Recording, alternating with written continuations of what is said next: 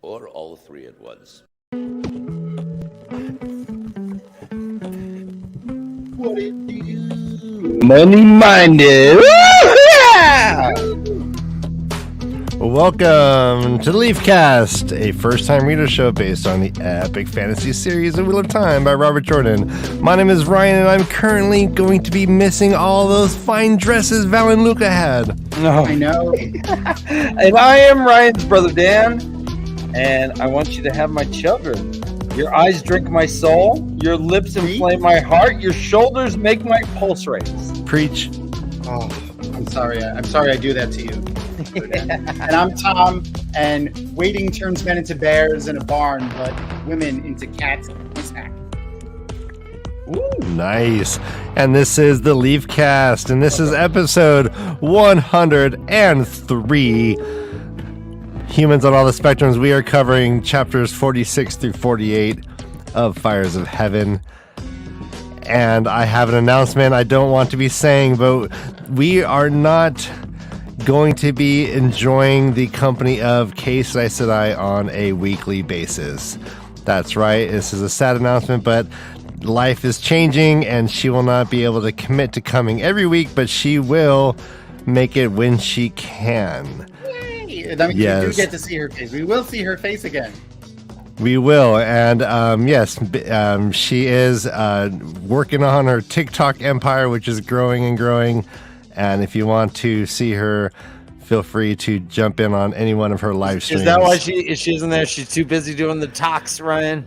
She's live streaming as we speak, guys. But no, it's just, change happens, and we carry on. We parry. Well, no, we don't parry.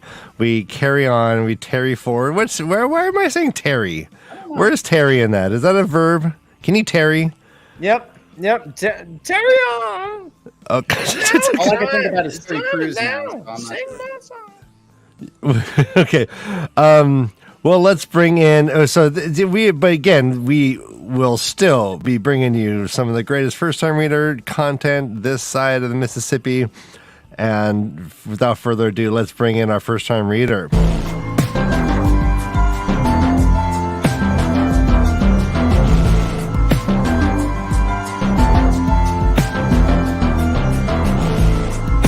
First time reader, it is Josh, and he is so boss.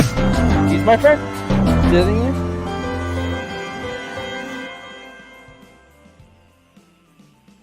It's the first time reader that everyone's excited to see. And he lived happily ever after. Hey! Ah, yay! Hey, Sussy. Hey y'all. Hello, Josh. Ryan, I have to say, we're both sides of the Mississippi. Oh, I was going to say the exact same thing, Josh. Okay.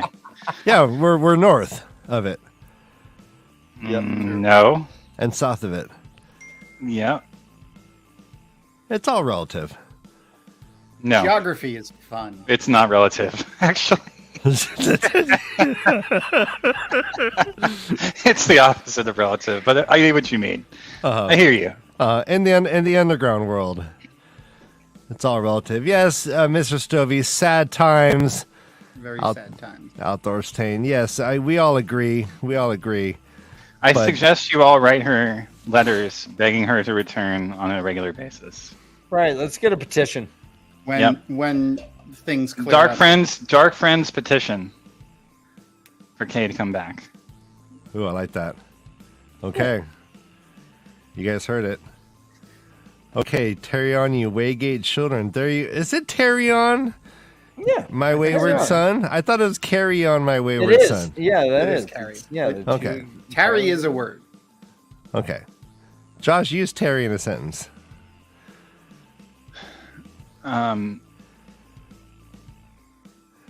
As in The string was Tari.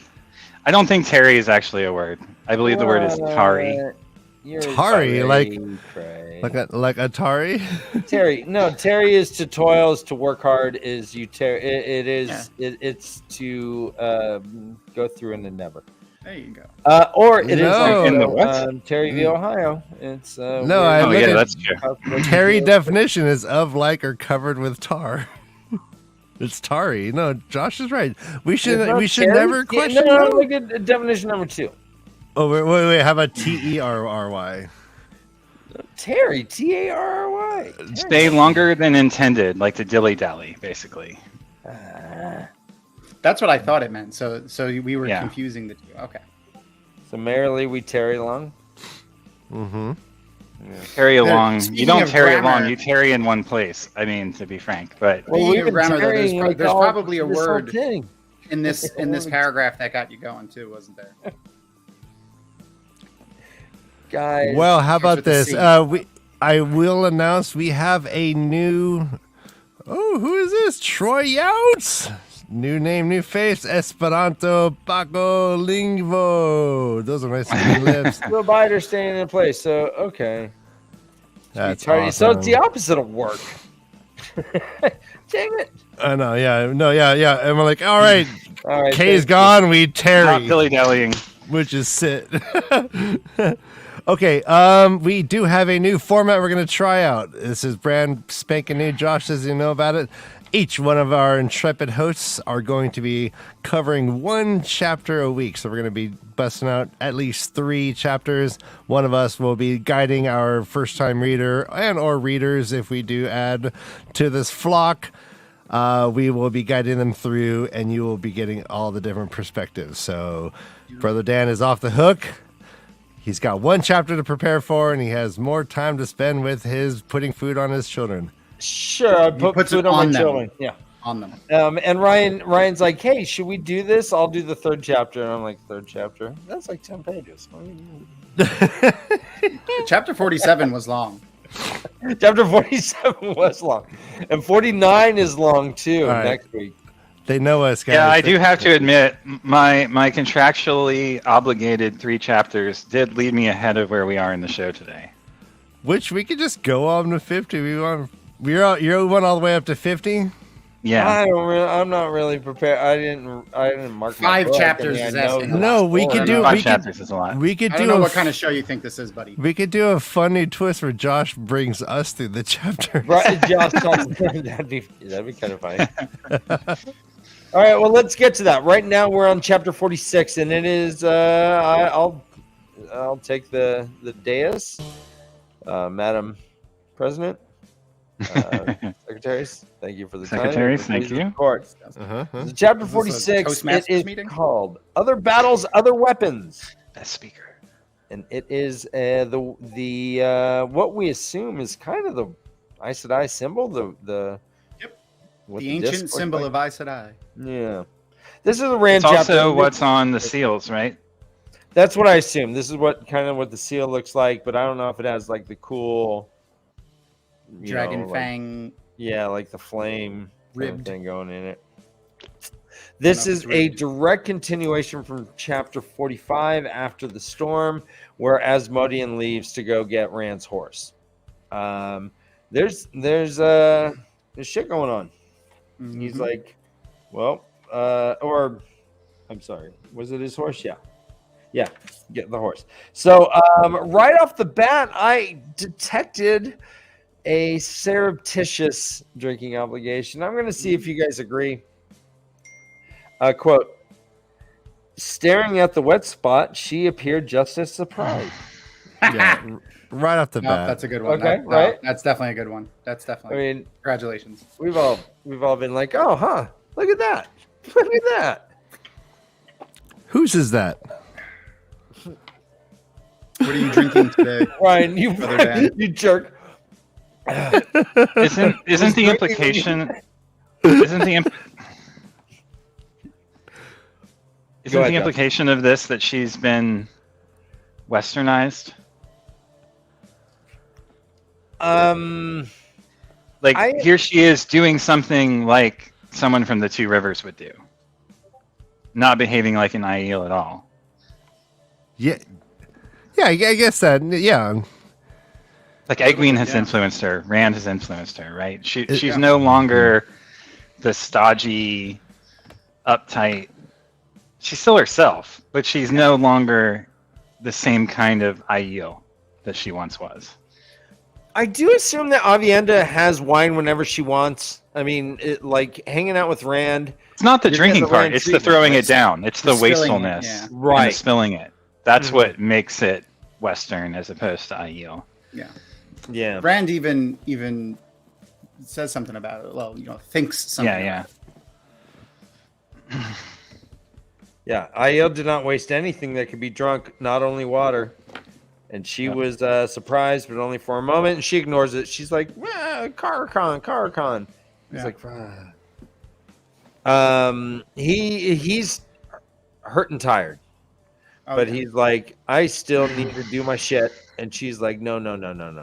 You're not. More or less. Another drinking obligation is right on the second page. Her eyes went wide with outrage, and she jerked at the ivory bracelet.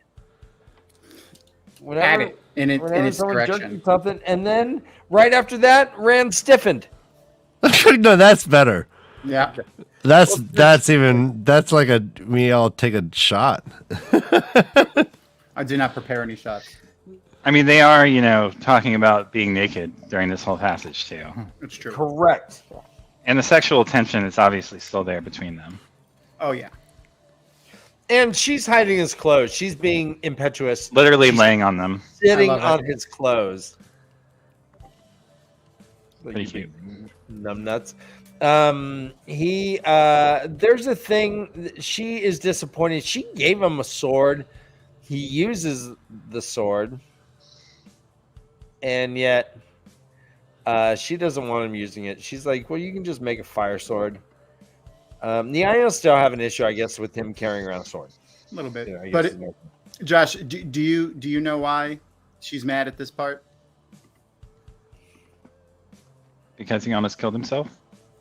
Yeah, but about the sword specifically. About the sword. It's like this paragraph where she says, "I know what you were gonna do." 3, 2, 1. I gotta find it.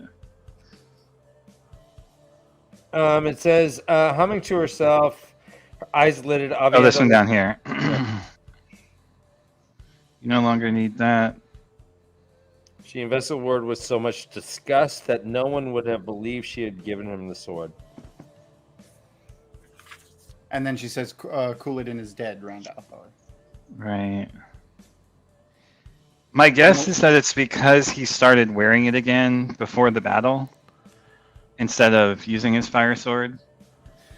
And he My kind of thought- was like, there was a bunch of back and forth over the past few chapters about like everyone giving him a hard time about like why he has a sword on again. Lan, Moiraine, Yeah. Avienda, maybe even Egwene. Uh huh. I'm assuming it's about that. I don't know. What do you think? What do you have to say about it? I was just seeing what you thought about that. What I got from that was he felt like he needed to fight Couladin with the sword instead of just. Yeah, he said one that he power. felt it would be unfair to use the one Yeah. power against him Yeah. since he doesn't have it, basically. Yeah. So he was going to go risk his life to fight with a Right. sword, and I'm sure the maidens and Avienda were like, "Oh, men and being idiots," just do what you have to. You're going to risk the whole world, the fate of the world, just to fight this guy Right. in a sword fight. Because you think it evens the playing field or whatever. Do you think that that's a touch of madness coming through there, or do you think he's trying to hold on to something? What do you think about that? I think it's Two Rivers mistaken Like honor. chivalry or honor? Yeah, it's just we see there are two types of honor coming fist head to head or fist to fist, Okay. and like being out of sync with one another. Again, like Western chivalry versus the Aiel's Eastern kind of slightly different flavor of chivalry and honor. And You right there, buddy? Oh, he's I'll hacking live. up. All right. Okay. What did the Mediterranean fruit say when it fell off the table? Oh boy. I'll live. Right. There is Asmodean is no longer carrying Rand's banner. There's a man named Heaven who is now carrying Rand's banner. And I do want to read this aloud. And just kind of this is Robert Jordan to me sharing the cost of what is going on in this land right now in the war. Heaven had lost his wife and sister to the famine, his brother and a son to the civil war. He had no idea which houses men had killed them or who they had supported for the Sun Throne. Fleeing towards Andor had cost him a second son at the hands of Andoran soldiers and a second brother to bandits. And returning had cost the last son, dead on a Shido spear, and his daughter as well, carried off while Heaven was left for dead. The man rarely spoke, but as near as Rand can make out, his beliefs had been winnowed down to a bare 3. The dragon had been reborn, the last battle was coming, and if he stayed close to Rand al'Thor, he would see his family avenged before the world was destroyed. The world would end surely, but it did not matter. Nothing did so long as he saw that vengeance. He bowed silently to Rand from his saddle as the mare reached the crest. His face was absolutely blank, but he held the banner straight and steady. End quote. Yep. The bannerman is always the most grizzled of the soldiers. Heaven has had some tragedy, guys. Oh, yeah. I mean, it almost like tears the heart to think about each of these things individually. You think that's Robert Jordan's like knowledge of war coming through, like stuff that he, tragedy that he saw? I can almost imagine it's like specifically someone he knows. I mean, that's a very common name. That's almost a current name. Heaven? Wait, yeah. Or it sounds like Kevin. Evin? Yeah, we went to school with Kevin Johnson. Wow. Okay. Well, I mean, it sounds like he could just be like, yeah, I'll make Kevin a Pevin and move on. Old Kevin, yeah. Yeah. So Pevin, I mean, so these are the people. Kyrian has been. I mean, Kyrian is in some shit, man. I do want to point out one thing before we kind of skipped over this little section. I do love that she channels the water hot for him. Kind of harkening this, which I thought was cool. Yep. I like Rand noting kind of smugly her confusion about Western mores and concepts of personal relationships and stuff. She doesn't own the sight of you. Right. And the bit about the Sunshin spearhead and just like all of the things that he must juggle is like well written and like an important reminder about like how many balls he literally has in the air as he's like both being an individual. Kyrian and Terran, Samuel and the other Forsaken, the Shido and nations he did not know yet, or did not know him yet. Nations that would have to before Tarman Gaiden. Dealing with Avienda was really quite simple compared to that. But it's like, whose voice is that, right? Like the Rand al'Thor on the inside still sees Avienda as this complex, inscrutable force. But like, so whose voice is this? Is this his? Is this the Karakarn? Is it an older personality coming through, right? Like, it's just an interesting contrast to some of the other internal thoughts that we get throughout these chapters. Or is he just a 20-year-old who's like, that chick was sitting on my clothes the whole time? God damn it. It's probably a little of all of them. Yeah, all of the above. Right. Yeah. So he is always surrounded by people. Every time he leaves, there are. And also noteworthy, Asmodean riding a mule is just funny to me. I don't know why. Yeah. Do we know the mule's name? Chat can name it. Chat, what's Asmodean's mule's name? Is it? Well, if it's a spoiler, I mean, I guess it. I don't think it has a name. We have to name it. If it doesn't have a name, we should name it. And I have several names already. All right. And Is this the chapter where we see the Aiel wearing the headbands? Yeah, it is. Okay, we're about to get to that. Okay. Yeah. So right now we have Rand's checking out his things. He has 20,000 prisoners. 20,000 prisoners. In the Two Rivers, he's like, yeah, I can't even imagine 20,000. Contemplate that. Now there's 20,000 like bad guys he picked up. But I guess they're all going to become Gaishan. Yep. I mean, if they follow J-To, they will. Yeah. Well, a lot of them, it says 1 in 4 or 5 had, quote, a strip of cloth knotted around his temples with a disc embroidered or painted above the brows, 2 joining teardrops, black and white. Perhaps most strangely of all, Gaishan wore it too. Most had their cowls up, but every last bareheaded one wore it. The Gaishan were never supposed to wear anything that those who could touch weapons did. Never. Breaking the mores. Yep. The name that they are taking, pronounce this. No, speaking of names, I like that one. Hey, good job, Max. Tom, do you know Badonki? Yeah. Badonki. Okay. I don't think we get Fear of there, the but Dark. there's a couple of names of groups that we get over these next 5 chapters. It's kind of cool to see emerge from the story. Yeah, and Ryan, we should bring in the pronounce this. Just talk to our friend Chancellor. Badonki donkey. LA guy. Badonki donkey. That'll do, Badonki. That'll do. Algaida Siswai. Yeah, so that means Algaida Siswai means the spear of the dragon, literally.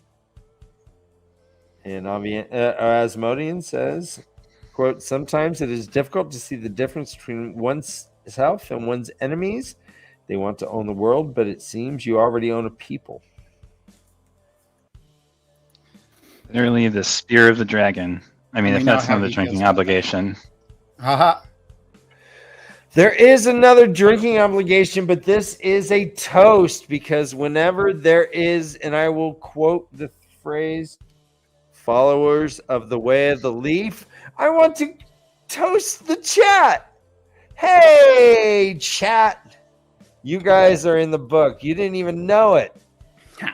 But if you've subscribed to this channel, you are followers of the way of the leaf, and you're on page 619 of the Fires of Heaven. Tell your mom. Tom thought he was the only one in the books. Yeah, it's not just Tom. it's all y'all. There's a lot. It's us. It is us. So does that mean I'm in there followers twice of the now? Way of the leaf. And Oh, capital. yes, Tom. Technically, that means you're in there twice. Yeah. Twice in the book. Yes. Damn it. So they walk over to. I do love this Asmodean quote. Mistress Dovie to keep me humble. I like it. Not that special. No, Tom is super special. Dovie, for real. Sometimes I am- Asmodean Chuck. No, Go ahead, no, Tom. Sorry. No. Oh, fireworks for you. Yeah, you're so special. Sometimes, Asmodean chuckled, it's difficult to see the difference between oneself and one's enemies. They want to own the world, but it seems you already own a people. Mm-hmm. They being the Forsaken here in this context, right? And again, drawing like an interesting parallel from the mouth of a Forsaken. Yeah. Yeah, they is not really specified here, huh? Your enemies. Yeah. When he's talking about when you think when Asmodean is talking about your enemies, he's talking directly to Rand, saying Talking to Rand, referring to the Forsaken and the Dark One. Yeah. They want to own the world. That seems you already own people. Yeah, that sounds Forsaken-y to me. Josh, none of the maidens have donned the headband. Because they're already bound to him tighter than he's a son of their house, right? So they already carry. They don't need to show further conviction, right? Okay. Right on. I mean, I assume. I don't know. All I want to, and then he does mention here, Luce Theron's memories coming through, and then Rand's self saying, "I don't want to own them. All I want to do is use them." And we've gotten this phraseology, wanting to use either Matt or a whole people, the Karheenan royalty, the Terrabonners, Tyrian? Fuck. Tyrian? I call him Tyrian royalty, like they all have a use, and it's hard to not imagine it like a three-dimensional chess game going on. Yes, but he also, there seems to be like an implication of self-hatred. He seems to be using it like a cudgel, right? Like he knows he has to do it, but he doesn't want. He's emphasizing it. He's like, yeah, look at you using these people again. Like, yeah, he knows he has to do it, but it's the burden he bears. And again, I think this is what makes him so fascinating, and like the way he approaches being the chosen one is his free will, his like both rejection, reinterpretation, and reapplication of that knowledge and what's required of him, and his own perspective on it being divergent from full ownership, or like being full of himself in the sense of like engaging with it without restraint and analysis, right? That's interesting. Yeah, that's fascinating. Dan, like, okay, yeah. I love that. I'm not going to go any further. Yeah, I love that. Good. Yeah. Let's put a pin in that one. Let's all touch the orb and then move on. We'll touch the orb, smirk, or look baffled, and break. Okay. Right. Sorry. So I do want That was beautiful. Let me mention this part, Josh. Avienda is talking about the other ideal and how they are now reacting to Rand.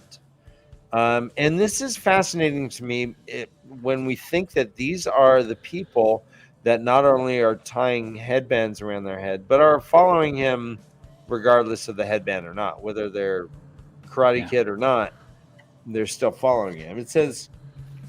She says that too many have heard some version of part of the prophecy of Viridian now. And she goes on, but it has been twisted. They know that you will destroy us, but many believe that you will kill us all in endless dances of the spear, a sacrifice to atone for the sin. Others believe that the bleakness itself is a testing to wear away all but the hardcore from the last battle. I have even heard some say that the ideal are now your dream, and that when you wake from this life, we will be no more. I think the most important part is actually above, right? That some say that in following you, we expiate the sin of our ancestors in failing the Aes Sedai. Mm-hmm. And I think that reveals a lot about what's going on with the headband, right? Like, if the Giotto, if the burden, if the three costs that they paid are now being paid, they no longer have to wear the burden in the same way. They can proclaim this thing as a penance for an answer to the suffering of bearing these burdens for so long. Especially if you were on the wrong side, right? Right. Especially if you were a cool-headed dude. So were some of the... I actually don't recall... Did he see some of the headbands Speaking of headbands,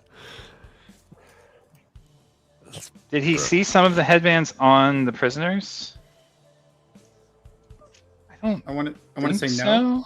so. I don't think any of the prisoners were wearing them. Oh yeah, maybe not, but they were. I don't know the stages, but they were prisoners, and then they were going to take the white, and then they were already Gaishan that had him. So I'm not. I think you are right, but I was tying them all together. So it says, frowning at the prisoners. It took some time before he noticed an oddity among the other Aiel. So very specifically, not the prisoners. Yeah. Yeah. Maidens and Aielmen who carried the spear never wore anything, blah, blah, blah, and then Gaishan. So I don't think it's Couladin swallowers. I think it's those who were already with him. I mean, it's not that probably important of a point, but... oh, well, no, I think it's pretty noteworthy. It is, unless he's not seeing things correctly, which I'm assuming, Yeah, I mean, we do know that these narrators are unreliable. So. Yeah, but assuming he is correct, like that is noteworthy. Maybe unreliable isn't the right word. They're fallible. Yeah. I think that's it is something I've been thinking about. Is what is that difference? An unreliable narrator would be like an omniscient narrator who you can't trust, or a semi-omniscient narrator who you can't trust. But these are just people. Yeah. And like all people, they're fallible. And we're seeing through their eyes, literally, and through their thoughts. So therefore, our perspective is limited not only by their spatiotemporal being, but also by their knowledge. Mentational and their knowledge, their state of emotion and physical awareness and all of that, right? Yeah. And I mean, like... well, what's it? Awesome. I'm struggling with the difference. Then if someone is just unknowledgeable and fallible versus being unreliable. Well, they think it's someone purposefully lying, or someone thinking they know the truth but are actually wrong. So right, okay, go ahead. No, I think that's the only way unreliable would work would be if the person believes what they are saying, but it is absolutely just wrong. And that's unreliable in that you're trying to, as a reader, get at a truth, but that's an unreliable source of information. And people, they're, whether or not they're deluding themselves, et cetera, et cetera. So, yeah. I mean, it says it right in the 3 O's, and I said I can speak no word that they think is untrue. Nice. Yeah, well said. Yeah. So, fallible is a synonym for unreliable and questionable topic. You can use fallible instead of an adjective unreliable if it concerns topics such as deception instead of truth. So I think one, again, implies deception, where the other fallibility is around truth as opposed to deceptiveness. Yeah, so that's where the difference comes in. Okay. Like the unreliable narrator would be someone who's speaking a lie to you purposefully. Right, and purposefully. Fallibility would be, I think I know the truth. Our normal human state. Yeah. Do you have an unreliable narrator does include fallibility within it, but it also includes the option for someone to intentionally manipulate or whatnot. So, like Nynaeve does lie to herself, in which case she might be an unreliable narrator. She's her own, correct? Right, yeah, but it's within herself. A pathological liar is what is right. Can you think herself and makes up her own world? Can you think of an example of an unreliable narrator, and within those definitions? I'm thinking Nabokov for me, or Jalousie, the French new novel. I could think of an example directly in the Wheel of Time, but I can't say it. Okay. Yeah, Nabokov's Pale Fire. Alain Robbe-Grillet, Jalousie, the book, has an unreliable narrator, and it's an omniscient narrator, semi-omniscient narrator who literally views the world through the blinds of the building, and like there's like kind of like, and we get into this with Matt, right? Like where in the Aes Sedai bedroom, like when he wakes up, he like the sunlight is dappled upon him because of the blinds, right? And like the world is shadow and light. Fractal, yeah. Well, let me bring it to this chapter then, and see if define this term then. So here it said, Rand is. He says, "quote He expected every morning to find the fellow himself gone too," referring to Hadon Kadar. Hadon Kadar, especially since Isendre's escape. Right. Now we know that Isendre did not escape. We know that Isendre was killed by Hadon Kadar, and yet Rand doesn't know this. And so to me, I call this the unreliable narrator, because based on the information he has, he is projecting the knowledge he is able to. And it's unreliable. But he's not trying to deceive you. He's instead fallible in the sense that his truth is not complete. So the unreliable narrator is generally there to maybe tell lies. My taking would be it would be purposeful.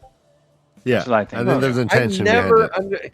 I always took unreliable narrator to mean someone just doesn't know the whole story. I mean, that's how I've always read an unreliable narrator. I mean, there are some that are deceptive and some that are not, but like this line right here, I would say, yep, that's an unreliable narration, because this is. I think there are two different things that work here. I think they are both unreliable narrators. The question is, are they being unreliable in the sense of deceptive, or are they being fallible in the sense of they only don't have all the information? Yeah. And are acting in good faith, and we're perceiving their thoughts, their good faith thoughts. Okay, instead of manipulating and that's why I their started thoughts. out with I didn't see the difference between a fallible narration and an unreliable narration. Yeah, Marisu, that was a rough way to wake up from the dream. Yeah, For sure. You know what, Marisu? You know what? Let's pour one out for Isendre. That was a rough ending to a. You know, she should have been like Paris Hilton. She should have been in Ibiza as like a 40-year-old DJ. Instead. Anyway, I wonder how Rand far goes they're and going to go checks into this out. He's walking out. He walks out. Wait, what was that, Tom? I want to hear that. No, I was just going to say, I wonder how far they're going to go into the darker parts of the Wheel of Time in the show. Like, you know, murdering somebody and hacking their body into pieces. And then... Well, if they take a cue from the Game of Thrones, it will be on the screen. Yeah. Hopefully. Which will make me sad and probably not like the show. But it doesn't seem to be going in that direction. I don't know. You ever seen The Witcher? That's pretty awesome. Anyways. Rand is going to get it to his horse, but I want to highlight this passage. It says, quote, "Vultures filled the sky around Kyrian in spiraling layers of black wings. On the ground, they flapped around." Okay. Sorry. That's really funny. I mean, you're right. You're absolutely correct, Marisu. Not untrue. Okay. All right. So we'll move on from that. Sorry, Brother Dan. That was just... That was good. Maybe guffaw. Yeah, that was a good. He couldn't wait. I understand. So Rand is on his way to Kyrian. He sees dead shit. He sees the Forgate is dark scene gone. with the vultures too. Yeah. And here comes the Tyrians. They're like, "Make way for the Lord Dragon." Blah blah blah blah blah. Hoity toity. Hoity toity. So he's like, hey, so Rand, essentially this guy had visited and said, yeah, hey, why don't you text me when you want to come? And Rand's like, yeah, I'll hit you up. And Rand just shows up. He's like, fuck that guy. I'm not going to text him. I'm not going to text that guy. I'm just going to shout, I'm Kanye, bitch. He shows up. But the guy still has a decent party waiting for him. He says, quote, he has arranged a small greeting. And Rand's like, yeah, cool, that's fine. Not everyone can go in. He's like, fine. And essentially he gets in. He gets into the thing, and there's Karri and there's Terran. He's like, all right. And there's like, hey, there's the sun throne right in the middle. Go get it, my man. He's like, yeah, that's not my chair. Go get me something. Go get me something comfy, would you? That's. He says, quote, this belongs to someone else. And he's like, yeah, I'm not gonna sit there. And all the Terrans and Karri are like, whisper. Yeah. It's like if he was playing the Game of Houses on purpose there, it would have been the most masterful stroke ever done in the Game of Houses. But he's just being Rand. Right. There was a moment. Is he though? I don't know. He plays the game unconsciously throughout these chapters. Yep. And he recognizes his unconscious execution of it at one point. Yep. Oh yeah, that's true. Yeah, we talked about this. Yeah. Yeah, he's like, Tom did teach him. You're right. Yeah, he kept burning and up all Moiraine those. too. Yeah. And Moiraine, yep. So, what do we make of Moiraine? This look, like where he reins in his horse, and Moiraine looks at him. This is kind of like what happened with where the last time he saw her, where Lan and her got into the argument, and like Lan was pissed off, and then she like went off the other way. Like, why is she distancing herself from him at this point?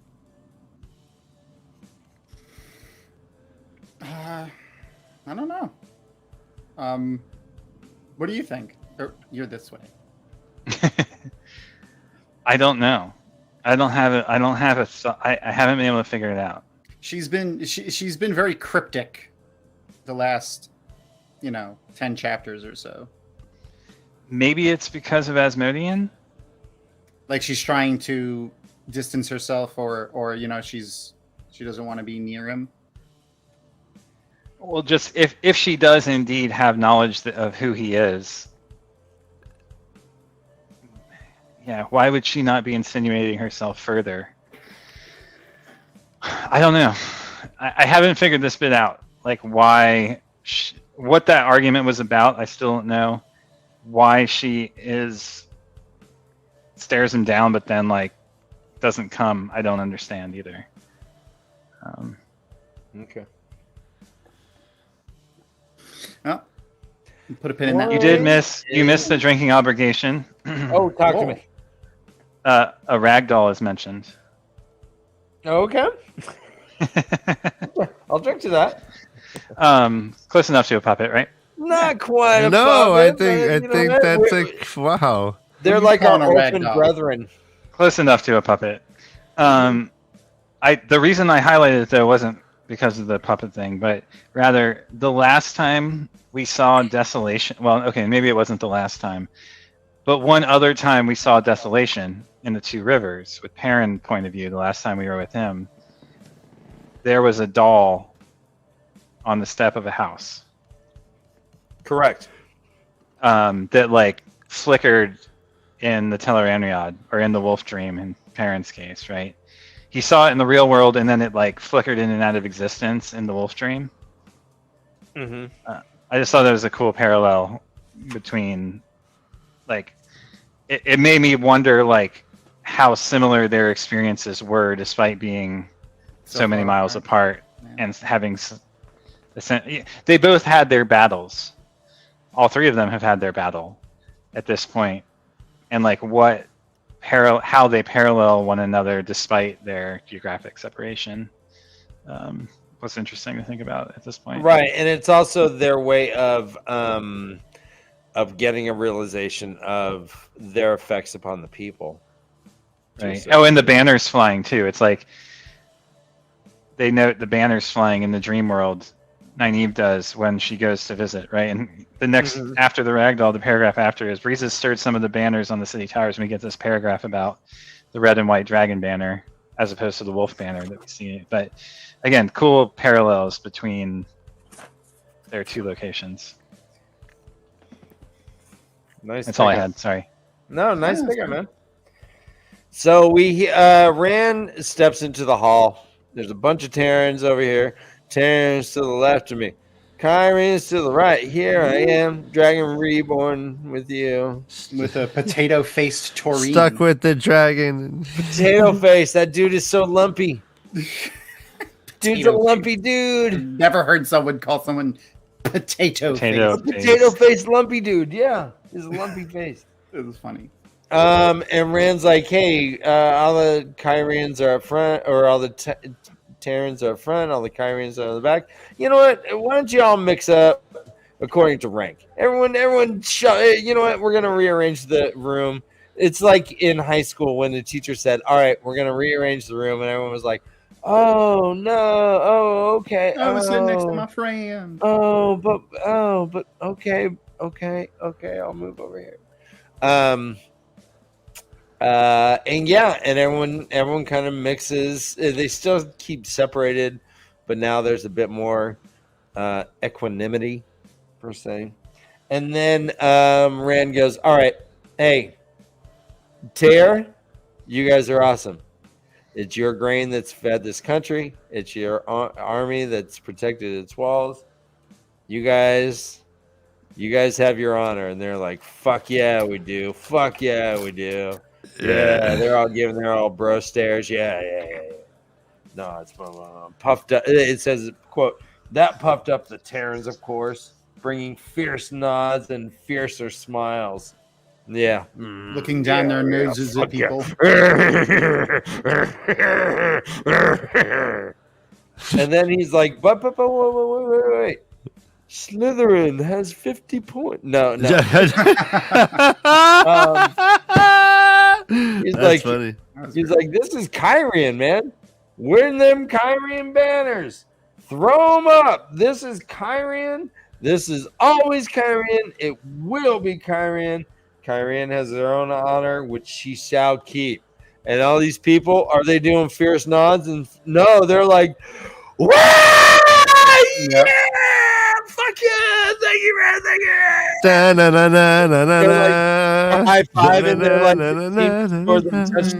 rushing. They're jumping on the field goal, the goalpost. They're taking it down. They're weeping in the streets. Rand says, all right, stop.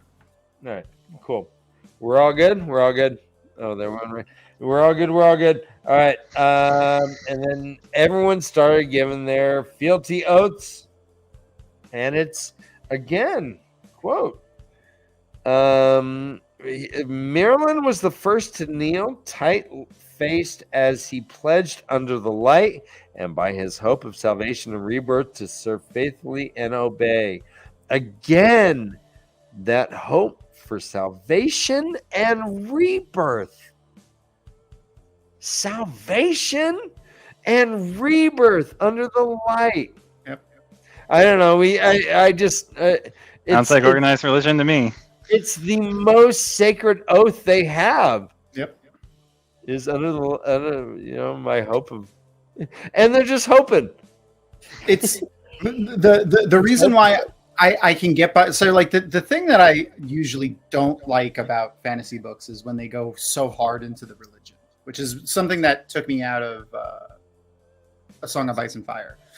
But the religion that's in this is less a religion because it's not faith-based. They know the creator's real. They know the Dark One's real. You know? Well, we had that conversation too earlier about there is no faith when you know it's true. Exactly. I don't have faith that the sun is going to rise. It's going to rise. Yeah.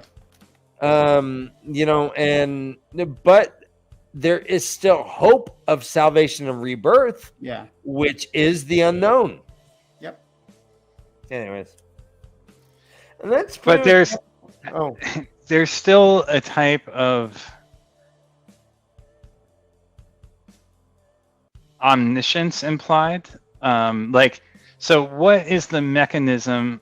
Okay. To serve faithfully and obey let me read the sentence. pledged under the light and by his hope of salvation and rebirth to serve faithfully and obey. So serving faithfully and obeying is the bar by which one's hope of salvation and rebirth is measured. How is it measured? And by what? Is it by the Creator? Is it by Santa Claus? That's a great question. Well, Is it by Rand and his estimation of their worldly deeds? If we go even further, Josh, it says it was an old form, and Rand hoped it might actually constrain some to keep the oath. Yeah. So even he knows that it's bullshit. They're just saying words. They're kissing my spear, and the guy's like pissed. He's like, he ain't gonna keep it. Yeah, he wants this throne for himself. So even there's even fake Christian. Well, all right. There's even people who will believe in a salvation and rebirth and will still go against that. It means that is, that's just like religion now, like you said, Tom. There's no hard oath. It's not an oath rod. Yeah. It's a freaking vow. Oh, by my hope and salvation. And Rand knows that not everyone's going to keep it. So who cares? Yeah. They do have to take it on faith that they'll be reborn, because no one actually knows. No one knows, yeah. And have salvation. Salvation's a big word, actually. It's saying that it is going to rescue them from the Dark One, I assume. Right. Not being reborn is what it sounds like. Oh, interesting. Having your spirit never come spun back out again. That's what I get from I agree. And it's hard to separate the show here from the books. For me, the show definitely polluted my perception of this with the way the Tinkers talked about her daughter's spirit being reborn in the show. I loved that scene. That was a great scene. It was a great scene, but it doesn't... although that was what I was kind of thinking along those lines, it's hard now for me to remember the textual evidence for whether that was a reality within the books or if that was an extruding of the story. Josh, you remember the candle ceremony at Winter Night as well, and it was to help those who have died to come back home. Find their way back home when they are reborn. Yeah. So it is a bit more heavy-handed in the show, but it may be the same mentality. Well, I think you have to take, I know it's going to be hard for you to separate the two because you're learning both at the same time, essentially. Right. Mm-hmm. But you got to remember, just as Rafe and Sarah and everyone has said, the show is a different turning of the wheel. So it's a different world, essentially. Things might. I'm saying they don't have to be the same, but it's hard for me to remember the evidence for one or the other without colluding them in my mind. Yeah, that's 100% fair. Because you're learning both of them at the same time, essentially. So that's the end of chapter 46. Is the Terrans and I do think it's important to note that Rand recognizes a voice in his head as Luz Theron's in this chapter, which I don't think most of the time we hear him wondering about that. Yeah. But here he recognizes it, and he's like, "Oh, that's Luz Theron's voice." And actually, I think it happens twice in this last little bit, as he's doing this kind of show. It says here, quote, Rand felt impatience as the procession continued, one by one up to kneel before him, Kyrian succeeding Kyrian as he had decreed. It was boy, girl, boy, girl, boy, girl. That was all necessary, so Moraine said, and so agreed a voice in his head that he knew for Luz Theron's. But to him, it was part of the delay. Yeah. It's fun to remember how young Rand is still. Yep. And to think about how he is now being venerated and exerting so much power and influence. He's got to be what? He's like 22 or 23 at this point now. Ooh, whoa, Not even, I don't think. I would say 21. I think 22. We're 2 years past. I mean, there's an actual date. I just don't remember what it is. Oh, chat. Anyway, Where's Dana Lou when we need her? No, if you got to card this guy to get if he's gonna order a beer. I do love too how Lady Colavere is what it is in my head. How she's evaluating Avienda, like looking for an inn to like place a woman at Rand's side, presumably. Oh yeah, good eye. Good eye. That's me saying hello in Australian. No. Oh, good eye. Good eye. Good eye. No, don't do that. No. Is that what else did I miss in this chapter before we I just move like on? the last sentence, the cold light burning in his own eyes that strikes the fear into them. Yeah. And that's a funny way. So it even goes outside of his narrative because it says, but then he could not see the cold light burning in his own eyes. Right. Little break in the narrative A little, voice there. it's like when Fourth wall coming down. in the office when Jim like gives Dwight some shit and then kind of goes, and then goes. Now I want to watch The Office and eat potatoes. Damn potato face. Too. Bears, beats. Potato face. Big potato face. Correct. Man, it's still in my head. I want potatoes now. Chapter 47, the price of a ship. Tom, Me. you feel like doing this, bad boy? Oh yeah, I'm in there like swimwear. So Do we want? Do we want to take a break right now? Do you want to take a break and then Yeah, squeeze? sounds in? like someone wants to take a break. Yeah, I could use one. I I've guess. been doing this for a while. Though I could use the little puppets room. That would be a good idea. Little And we will puppet return room. after a word from our sponsor. Gosh, I pictured that whole scenario working out, Tom. Where you walk in, you push the door open, you walk to a little urinal. It's like appropriately sized, and you just look at nothing. Nothing happens, and you're like, zip, and then you walk out. And then you pull your phone out, and then you start peeing. Glenn, I agree about the kissing spears. That Oh wow, another one that we missed. Oh, that's terrible. Oh, you know what? Absolutely terrible. Actually, Glenn, I'll drink twice for Oh. I will read it aloud. It says, that. Ooh, Twatcast said they rode you hard and put you out to dry. once Marilyn had kissed the tip. Oh, kiss the tip too? Yeah. that's the tip. Jesus. All right, so Now I need to stop off good my drink. job, Glenn. Thanks. No, for I need to go wash my mouth out. guys. I I thought you just had. Oh wait, there's not a wet spot down there, Ryan. Oh, here. Bella Horse. Bella Horse. Bella Horse. Bella Horse. Run away. Run away. Run away. Run away. Save Edwin. Save Edwin. Save Edwin. Save Edwin. Save the world. Save the world. Gotta save the world. Save the world. Bella!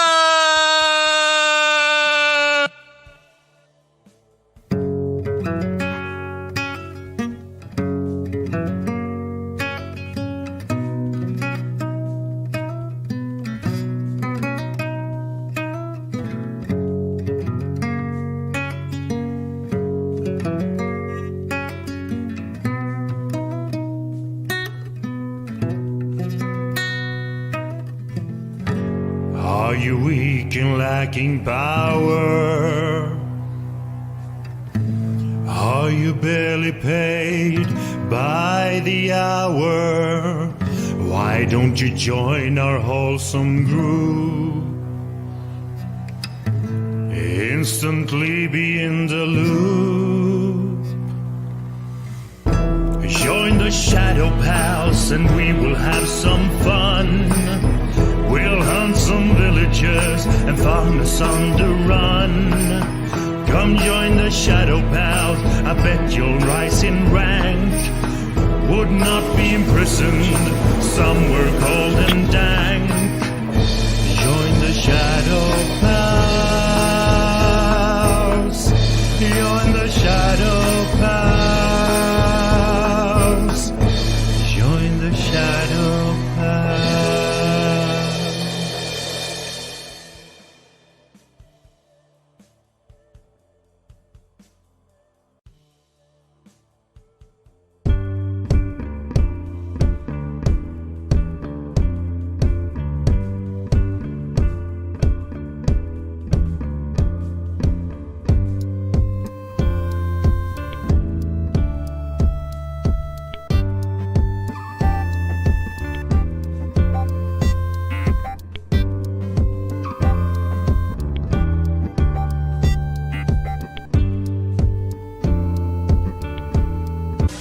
The traffic.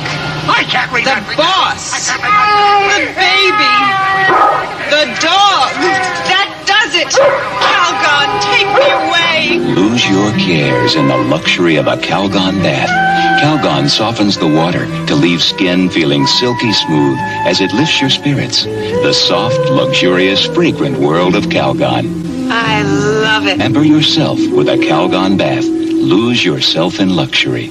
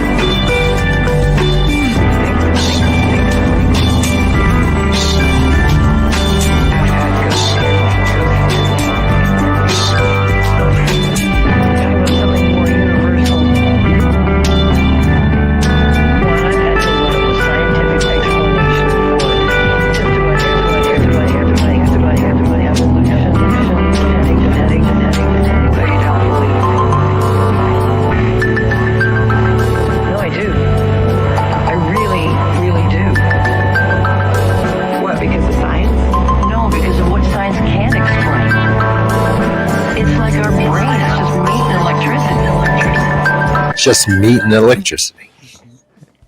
Outdoors Taint, thank you so much for that compliment. Yeah, that's a Glad to hear song Josh and I made. You know what? And we should challenge what science can't explain.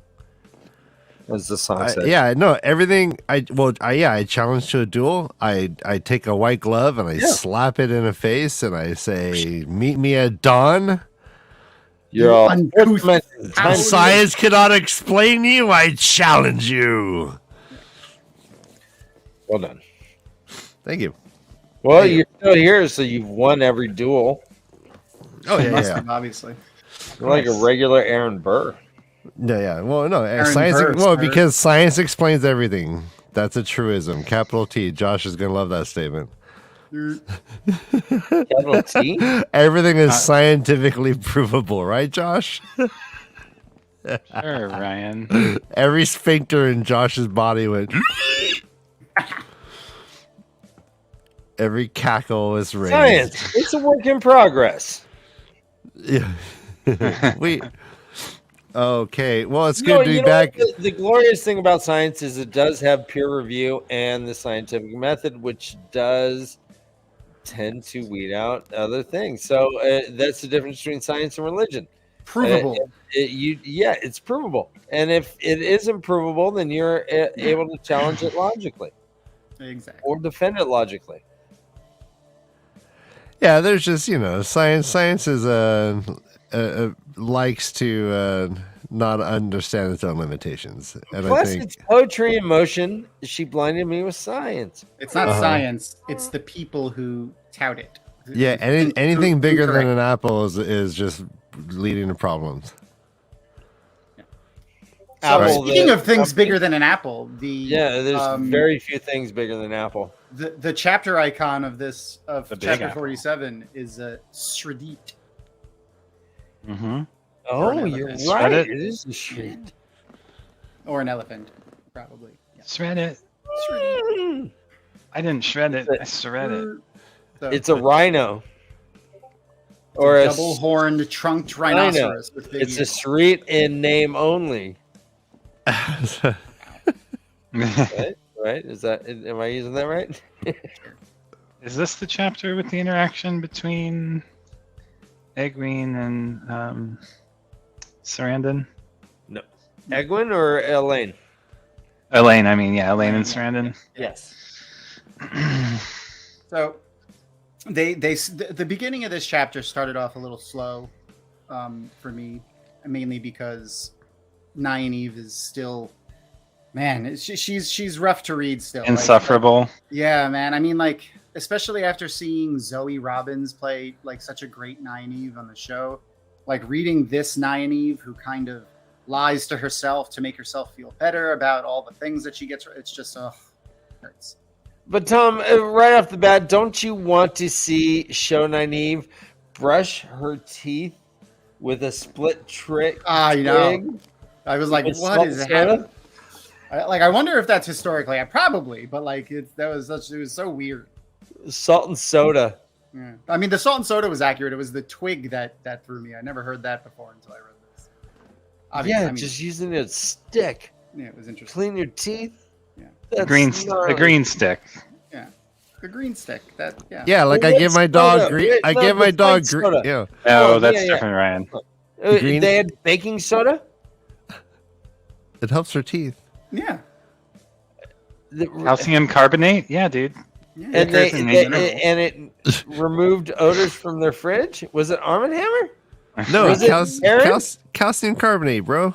Yeah. All right, people have been rubbing that on their teeth for forever. Okay. Well, I think this is news here that she's brushing. Breaking news! It's the first time we've seen it. It's been 5 books, and this is the first time we're seeing someone use any kind of toiletries. Yeah. No one shits. No one shits. No one pees. No one pees. It's finally someone. I think the only time they mention poo is in the context of someone dying. Oh Jesus! They release themselves. First they say it and then they do it. I love you, Norman Gardner. I love you. I love it. Because of the calcium bicarbonate? Yeah, nice. little Cosby. Well, no, I think the only assumption that we could draw from that is that this is actually the first time that's actually taken place. Right? So if it hasn't like brushing of the teeth, first time. Yeah, that was ever. the first time she's ever done it. She invented it right now. Yeah. And if it's not being written about, it just hasn't happened yet, Dan. I think that's it. And Elaine is like, you're disgusting. Don't do that. Yeah. Okay. But Let's. it was okay. talking. It was The mostly noise. talking. The noise. She's muttering to Because herself. she was mumbling as she was brushing her teeth. So she didn't make this sound. She has. All right, so I got forgot two what potential drinking allegations. The first one is, Oh, there's a great one in like a couple of pages. I'm excited. wiping her chin.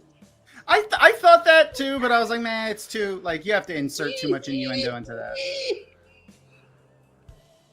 I mean, okay, yeah. Well, all right, yeah. so working the split twig furiously. No.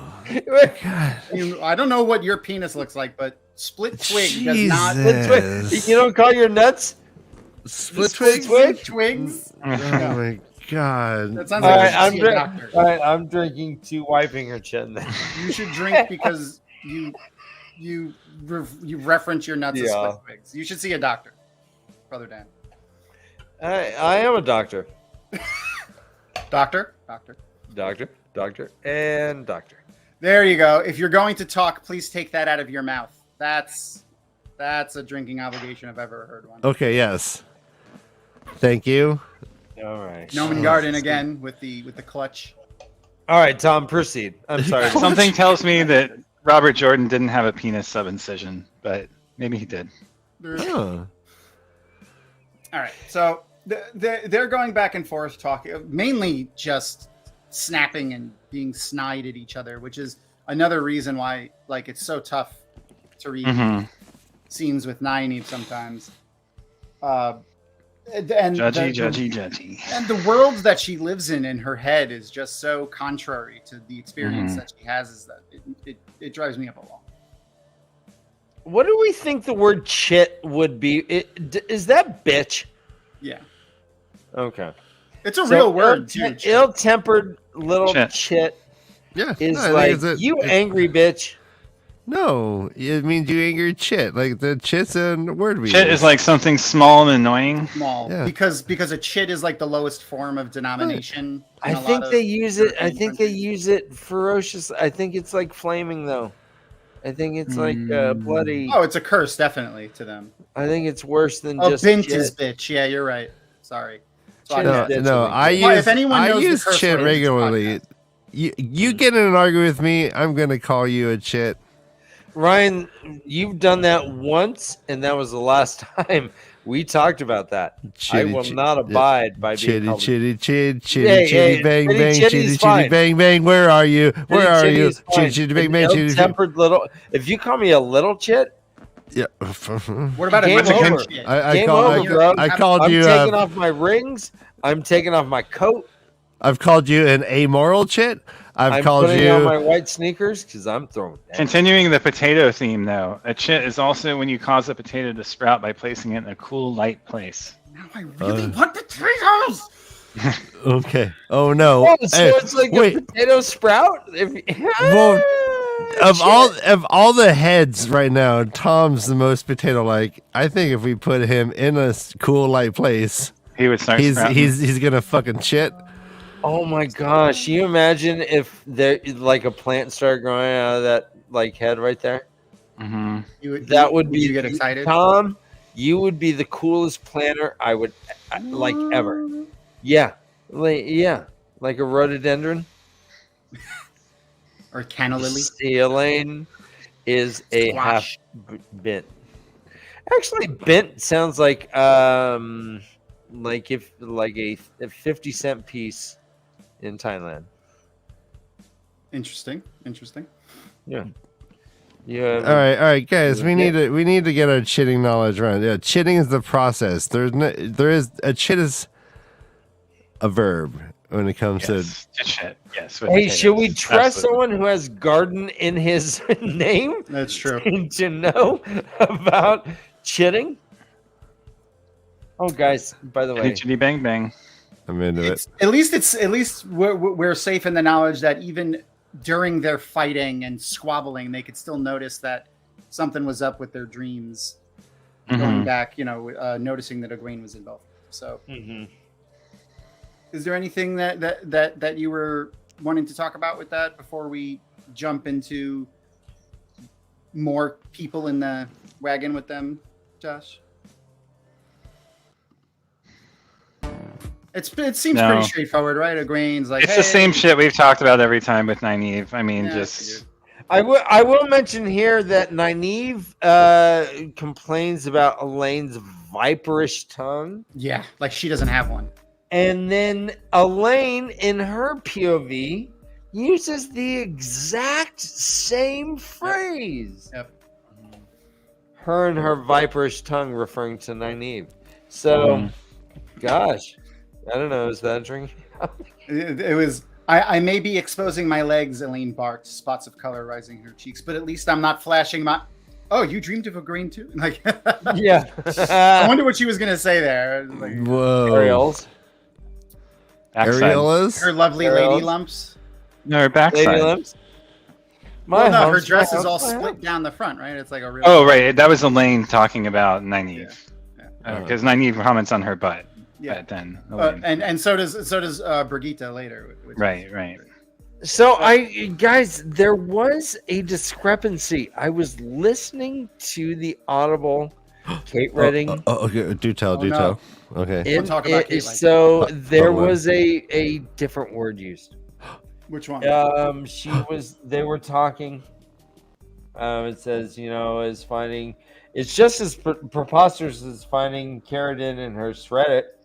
And then the next paragraphs, it reads here in the book on page 635. Why would the woman not say anything without a barb? I noticed how well you believed, but Kate Redding, and I rewinded it. It says, why could the woman not say anything without a barb? I noticed how well you behaved. And I wonder if that was, if I just have a different, do you guys have believed or behaved? No, I Believed. remember my audiobook said behaved. It says believed in the book. It says believed in the book. So I'm just wondering if maybe the first edition, it said believed and then it changed to and then it went, behaved. oh, or- behave. I'm not sure. But anyways, I actually have a first edition copy of the book. I'm gonna grab it after. okay. Yeah, let us know if it says behaved. Yeah, I'll check. Which page was it again? Let me write it down. On this, it's 635. 693 for me, but It's a hard. I have the hardcover, so it might Well. be different. All right, I'll look. Wait, it's chapter No one 47. likes That's to not hard. show off, right, Tom? Well, I found it in a thrift store. I mean, why should I have been believed? I mean, the two paragraphs above it says, why should I have believed? I mean, Anyway, so I think believed makes more sense within the context. Yeah. yeah. So maybe it's the other way around. Maybe behaved Yes, was maybe the they original just- printing and they didn't correct it in the Or just might have been audiobook just version. a mistake Or in the a audio. mistake I mean, on could have been a Kate's mistake, part, yeah. which is just Yeah. it's galling to even think of. But it happens, but when you're listening and reading along, you're like, wait a minute. Yeah. Hold on. That was that. Yep. she does mention something interesting. Another paragraph down, where they're talking about Rand and how he's tired and stuff like that, and because they were Egwene was complaining that he does too much with the power, and Nynaeve says perhaps he doesn't know since there isn't a white tower for men. Mhm. So that's an interesting point. How they. I feel like that was a prediction, like of something to come. Okay. Oh. Where do you see this? Asmodean? I was thinking more like Rand starting a school for training Chandlers. A school for gifted children. So, Yeah. all right. So, at this point, how many male channelers do you think there are? A lot more than we know about currently. Yeah. Okay. Okay. Well, if women and men are the same in the one power, whereas like some are born with it and some it's Maybelline. I mean, they have to be taught. It stands to reason there could be some that need to be taught, but will never be because they're men who can channel. Right. That's interesting. So then as they have been for this entire first part of this chapter, they snap at each other, and then she was saying with the White Tower for men, and then it was, do you think it was really Samael? They go back and forth here, but nothing is really discovered. They're just kind of, Robert Jordan is showing us that they were updated on the goings on in Karri, and honestly, this dragged until Brigitte walked in. I do love this paragraph. And again, this is what it is with Nynaeve. It's like there are these moments of heightened self-awareness with her. Mm-hmm. There's this paragraph about how sometimes it seemed to Nynaeve she had forgotten why she left the Two Rivers in the first place, and everything had become as tangled as one of those Aes Sedai webs, herself included, and she didn't know how to escape. But basically, the sentence before that, not that she really wanted to, where is it? Even her hatred for Aes Sedai meddling in people's lives now coexisted with her desire to become one. Yep. Yeah, again, this binary nature, the two-faced or multiple nature of her existence is just she's growing in growing so many ways. She's growing as a person a little bit, able to admit to herself that she's changing and adapting, but verbally, out in super the world, annoying she to won't. read. Yeah, she won't. Well, internally she'll think that, but she'll never say that out loud. Say it out loud. Right. She also says, the Two Rivers, I'm sure, has a new wisdom, but I'll always be the wisdom, and they're always my people. And, right. Yeah. I mean, and they've also been through, it's another analogy for war. They went through war together. They bite and snap at each other but when it comes down to it, they're a team still. Right. So I think the next bit is Tom and Julian come back. We get Brigitte. Well, I guess, there's a bit that I highlighted here for a second. Oh, so there's a drinking obligation here, and it's it's a doozy. So Brigitte walks in, and Brigitte starts giving Nynaeve, a little pokey poke, and she says, "I knew someone like you in the Two Rivers. Callie, the merchants, knew every merchant's guard by their first name, and she had no secrets from them. She's calling her a whore." And then Brigitte smiled and said, "And I knew a woman like you once. Mathena looked down her nose at men too." And here we go. Had a poor fellow executed for coming on her by accident while she Yes! Oh no! That was a tough one. I almost started drinking when I read it because I was like, it's so overt that I might executed for coming on. Yeah. The poor woman. Man, what a poor choice of words there. Why couldn't it be happened upon her? Why does it? Even that kind of sounds like coming to. That's bad. Happened upon. Stumbled. That's the new tag. That's the new tag for the videos on Pornhub. Happened upon. We get it's happened to stepmom. Ah! Yeah. That's a huge category. The happening. Happening upon the wall. All right. Anyway, both of also I like how Nynaeve is so spiteful. She's like, Guidel Kane was probably glad to get away from the woman. At least she didn't say it out loud. But damn, man, that's a vicious. That's cold fucking shit. Yeah, you're talking about this woman has been bound to the wheel for thousands upon thousands upon thousands of years. And she's always been in love with Guidel Kane, and she's always had a life with him. And now that could be threatened forever. She doesn't know. And the fact that she would even think to use that as a insult or something is just, man, cold-hearted. That's rough. coming on her by accident while she swam naked is so fucking funny, Tom. It's perfect. Yep, that is a pink highlight if I've ever seen one. Golly. It's either shameless or hilarious. Yeah. I think it's hilarious. We get a great Linny idiom too on the next line, which is I do like the Lenny line, yeah. Waiting turns men into bears in a Linidium? Yeah. Linidium. Waiting turns men into bears in a barn and women into cats in a sack. But you'll stop calling one another right now. So I like how Elaine is playing, the moderator here. Moderator, yeah. Mm-hmm. Yeah, and to that point, Josh, where you point out how they were using the same verbiage, I think that kind of is. Well, I mean, what did you make of that? Why do you think they did that?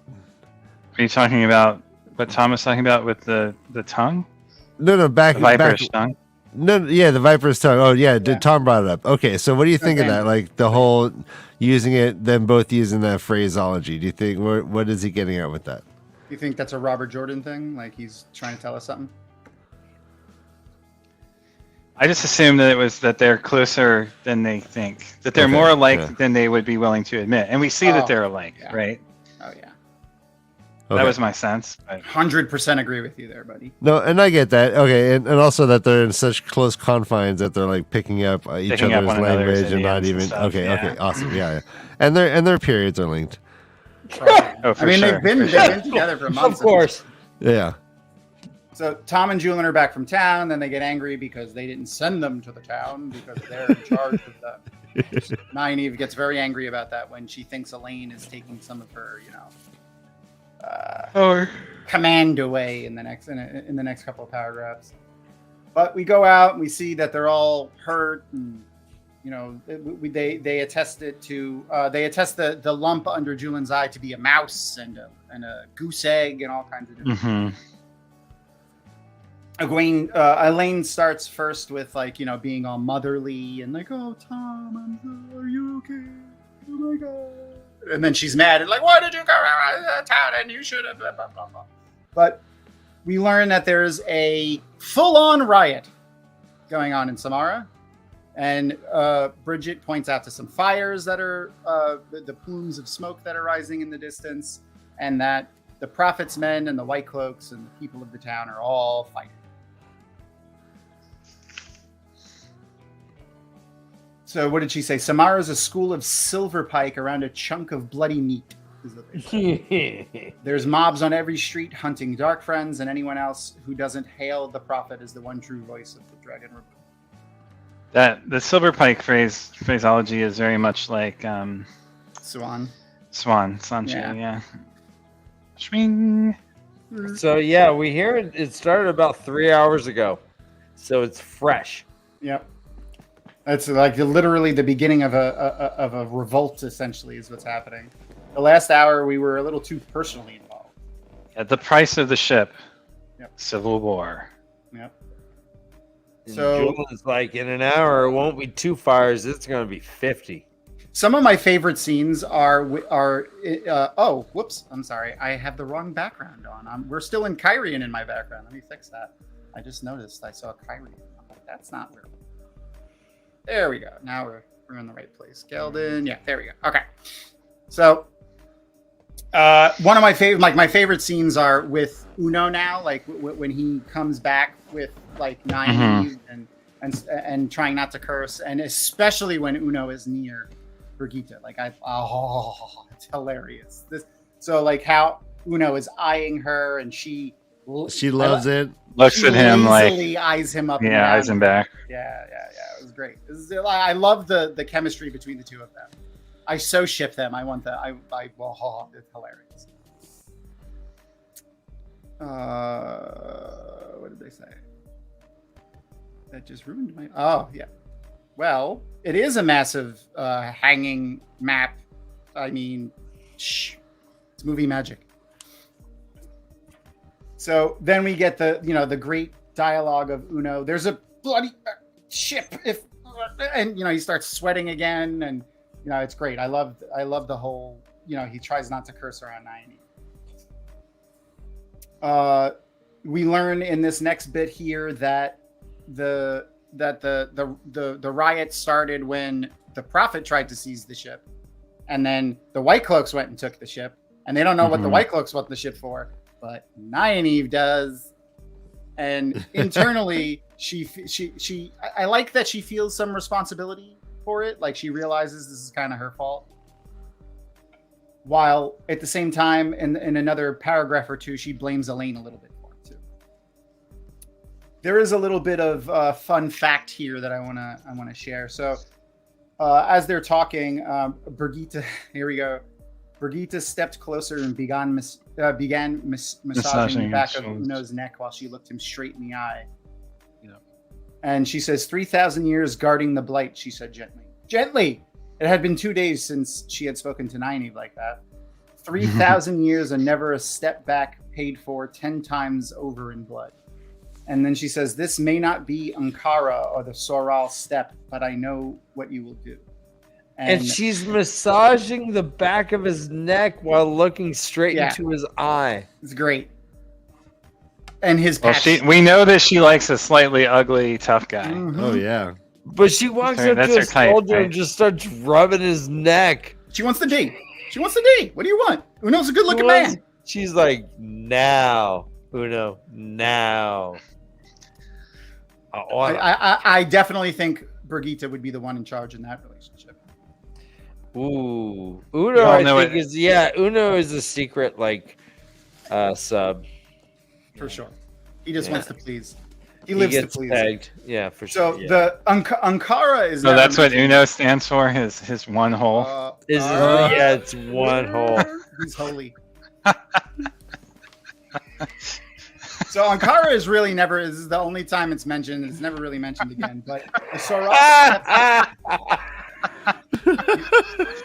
I mean, it's not that exciting. Ryan's losing it. I think we hit too close to home for Ryan. Whenever John Whoa. sounds like that, it makes me laugh. Can I hit too close to? All right. It's like the joke's like funny, but then Josh's face is even funnier. That's right. He's so proud of himself. Because you can see Do it. we You can have see it coming from Ankara the on the map? No, these places are places that no longer exist in the Borderlands because of the Trolloc Wars. Because the blight has annihilated them, right? Yes, the Soral Steppe, though. So a lot of what's known about that is actually gleaned from questions asked to Robert Jordan during interviews and stuff like that. It's not, and from appendices, but not really learned in the main sequence books. So it's not really a spoiler. But since it happened, like 1,000 years ago.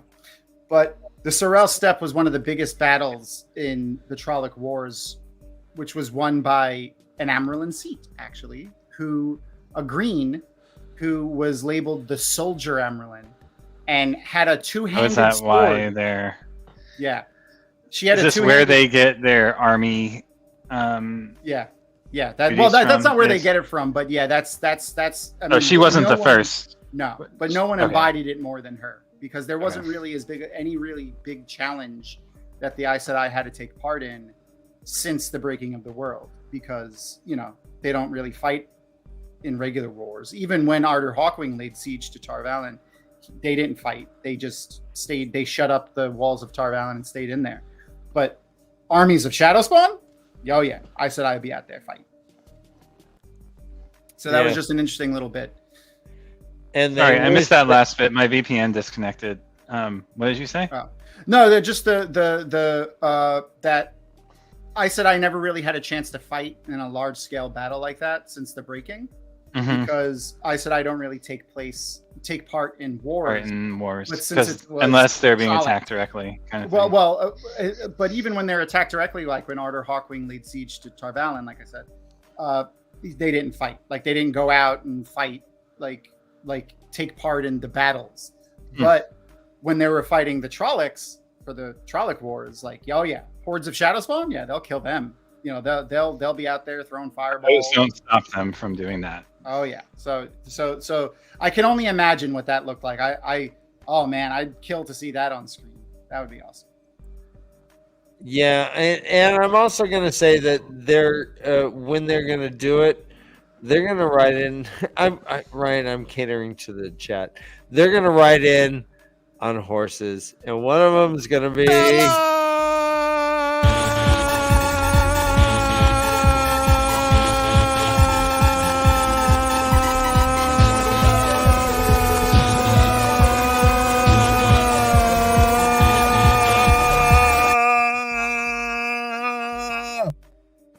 There you go. Sorry, I was raving. I saw you. You were rocking out. Nah. That song just gets me pumped. It worked. That worked. That worked. I mean, we're getting the. Oh yeah. Anyways, yeah, go on. Yeah. So then, as they're talking, lo and behold, who walks up? Khaled.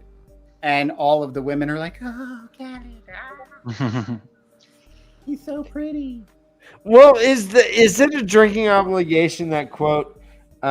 She went over to where he sat laughing and snuggled his face in her plump bosom, but her eyes still followed Galad over her husband's head. Yeah. I mean, plump bosom is always a plump bosom, great. like, and just like drink those motor butter. He went. How do you do it? What's this supposed to be? Motorboat. But they don't have motorboats, so what would you call it in the Wheel of Time? I'm not doing it right. Ryan, do it.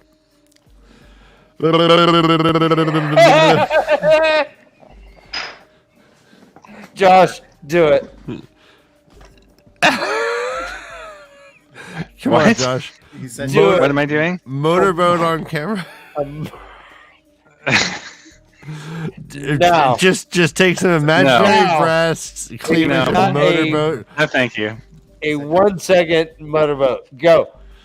No. Yeah. No means no, all right, brother Dan? We lost everyone in chat, Dan. We're losing Dan. All right. Rein him in. Tom doing. Let's see. Real fast. Chat. Can you name motorboat? What motorboat would be being called? That brings us back to real time. Horse, something. Yeah. Horse blubber. Who's horse blubbering? Oh, okay. The lad is hot, guys. That's all we're saying. Well, we find out that the boat is the river serpent, not the sea snake or the river snake or whatever they called it. The riot. Khaled also gives us some more interesting words on why the riot is happening. Elaine and Nynaeve kind of now know it's pretty much all their fault. I mean, Khaled does say that they would have had to fight the Prophet's men sooner or later, but maybe it wouldn't have been literally in the middle of a town full of people. So that would, yeah. All those people being hung and strewn about their windows. Yeah. Speaking of people dying, though, there's a great bit, great, but actually we have to get to Luca first. So yeah, Luca comes up and confesses his undying love for Nana. He lives on the second floor. What's that, Josh? Thank you, Ryan. The first thing, doesn't she go and talk to Sarandon? Oh yes. So this is a great bit for Elaine. Yes. That's in the Elaine. That's further on. Okay. Yeah. That's in the Elaine PO. Got it. This is Luca confessing his love. Comes along. He confesses his love to Nynaeve. And it's hilarious that Luca says, "Hey, Nynaeve, come with me." And it says, quote, in the same paragraph, these two sentences. First one, she looked back to tell the others not to interfere. ... And then, fine men they were to watch a woman manhandled and do nothing. Mm-hmm. Like in the same paragraph, she's like, "Hey, don't worry about it." And then she saw that the men weren't going to do anything about it. And she's like, "Well, fuck you." Yeah. Like, don't do anything about it. But damn, you didn't even try, man. Fuck you. Yeah. There goes Nynaeve again. But Nynaeve's got some charm, and Val and Luca, who does live on the second floor, has been thoroughly entranced. No. And Nynaeve, again, ice cold all the way down to the heart. She says, "No, don't say anymore. My mind is set. You'll not change it. So you might as well stop blathering. Like, damn. Right. But they end that, and then that's when we cut to Elaine going to see. Is this the first time we've seen that Nynaeve sees herself as being engaged to Lan? Josh, have we seen? I don't that? think so. I think she's talked to herself about this before. Mm-hmm. Yeah, and she even admits here to herself that she's kind of exaggerating because he gave her the ring. Right, and that he didn't mean it in that way. In fact, he said we can never be together. Mm-hmm. Okay. But yeah, it's a little rare that we see her admit to her own white lies within the same paragraph. Yeah, she's admitting that she lied to herself and what he really said, but then still like acting doubles on down on her right. lying. Yeah. It's a weird world that Nynaeve lives in her but head. at the same time hesitates to admit that she does feel something for Luca anyways. Yeah. I mean, right. He is a good looking man. What was it? He has a well-turned calf. A well-turned calf. Well-turned. It's very well turned. Yeah, and in her mind, she thinks that she is not giving him the time of day, but like it seems that she is alternately leading him on and not understanding what she's doing, which is cute, adorable. I love this side of Nynaeve. Mm-hmm. Well, there's very little I like about Nynaeve in these beginning books, but yes. So it's just her lack of taking responsibility for her own actions. It's just makes annoying. A man who would know he has to walk through the fire and tame a lioness with his bare hands every time he approached you. Yeah. Every day an adventure and every night, ellipsis. Tom, they say the thing that we hate most in others is the thing we deny in ourselves. Yeah. But I always call out my own bullshit. Well, I like how Nynaeve's like, "What? You want to marry me?" And he's like, yeah, that's what I meant. Yeah, that's what I meant. I don't just want to bed you down. Yeah, I don't want you to just have my children and be sexy in my bed. I mean, yeah, we'll get married. I've never asked another woman to marry me. So funny. So this is when we get the surrender bit that you were talking about. Yes, my favorite part of this is how Brigitte just kind of stands by and lets Elaine's petulance, take care of itself. She learns a lesson there. Probably doesn't. Right. We shift to an Elaine point of view. Yeah. Here. So Elaine goes to Surrender and is, which is for those who don't remember, the Sredit tamer, which is where the chapter icon comes from. That is actually, a Shanshan. So I'm thinking she wants to take her back to Saladar so that she can have Surrender teach the other and teach the other Aes Sedai about the Shanshan. But now that she's helped Surrender, not be all bowy and scrapey around people that she thinks are, of a higher class than her, she's just Surrender's like, I ain't having none of this shit. And she twists her arm around when she tries to grab her. It was great. But Brigitte says has a line here that is just great when she says, weren't you supposed to help me? You just stood there and watched her. You're supposed to be my warder. And she said, I will defend you when you are in danger. But if the danger is only of being turned over someone's knee because you behaved like a spoiled child, I will have to decide if it's better to let you learn the lesson that might save you the same or worse another time. Telling her you were heir to the throne, because Brigitte doesn't even believe she's heir to the throne right now, too, which is fun. But, that's weird. In my Audible book, it says believed like a petulant child. Wow. Jesus, man. The next bit that she pokes Elaine with at the end here is Elaine just screams in frustration. She's like, so she says, but I am the daughter heir, essentially. And Brigitte's like, if you say so, and she rolls her eyes. Elaine cannot help herself. Nynaeve wielding her tongue like a needle. Saradin stubborn as tool mules. And now this. She threw back her head and screamed in frustration. And Brigitte says, was that a cry for help? Or are you hungry? I could find a wet nurse. Just another way of her telling her to stop being a spoiled She's child. a baby. Drink? Do we need a drink? A wet nurse? Yeah. I mean, I like wet nurses. I'll take that's a whole genre, I think, on Pornhub. It is. It's right next to happened upon wet nurses.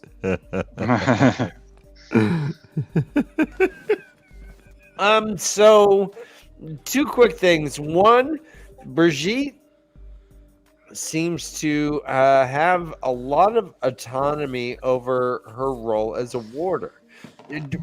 Josh, do you think that every warder has this type of autonomy?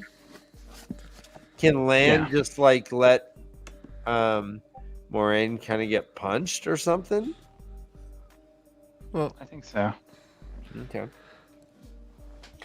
Also, but I think it's particularly true in this case where she's never bound a warder before and probably doesn't know how to execute the bond on the bonds, right? I'm sorry, Josh, real quick. Tom, can you stop that?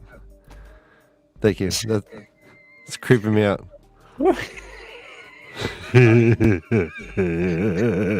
Just kidding.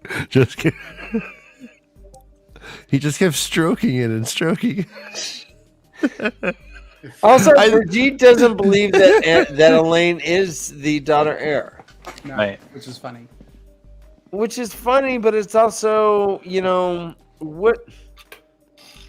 wouldn't she know if someone's lying? If they're bonded? It's also a point here. Brigitte, when she was bonded, when like they first spoke after that, she does say she's never been bonded before. So like this is an experience that she has. So and then since Elaine is also so new to it, I just think neither of them really understand kind of what they're feeling going through the bond. But yeah, I definitely would think that they'll toss her in. But she oh nice. Thank you, Doves. But she had heard of it happening in one of her lives, correct? Like she had a memory of it happening? Of another female. Yeah, female being bound, but not not herself. So she didn't break the glass ceiling. No, she did not break that glass ceiling. Okay. So, but Josh, would an Aes Sedai know if their warder is lying? Or vice versa? I don't know. Okay. It's an interesting. We don't know enough about it at the moment, but I would assume that if Lan lied to Moiraine because of their years of history and familiarity, that she would probably know. Is it a byproduct of the bond, or is that just a byproduct of having a long history with someone? Yeah. Well, I think every warder has not. It's been a moot point because the Aes Sedai swear an oath not to lie. Yeah. Not to lie, but Elaine didn't swear this oath yet, so. And she has a bond. How often does this doesn't happen very often? It doesn't matter. Yeah. The other interesting implication to that same question that Brother Dan asked is, if can a warder or an Aes Sedai lie to each other? Ryan, can you stop that? I was gonna ask, why does it bother you when you have that lovely mustache? Yeah, he does it. Fingering your. Is it possible? Baby. Yeah, he's if I had knuckles. If I had knuckles, knuckling the mustache, yeah.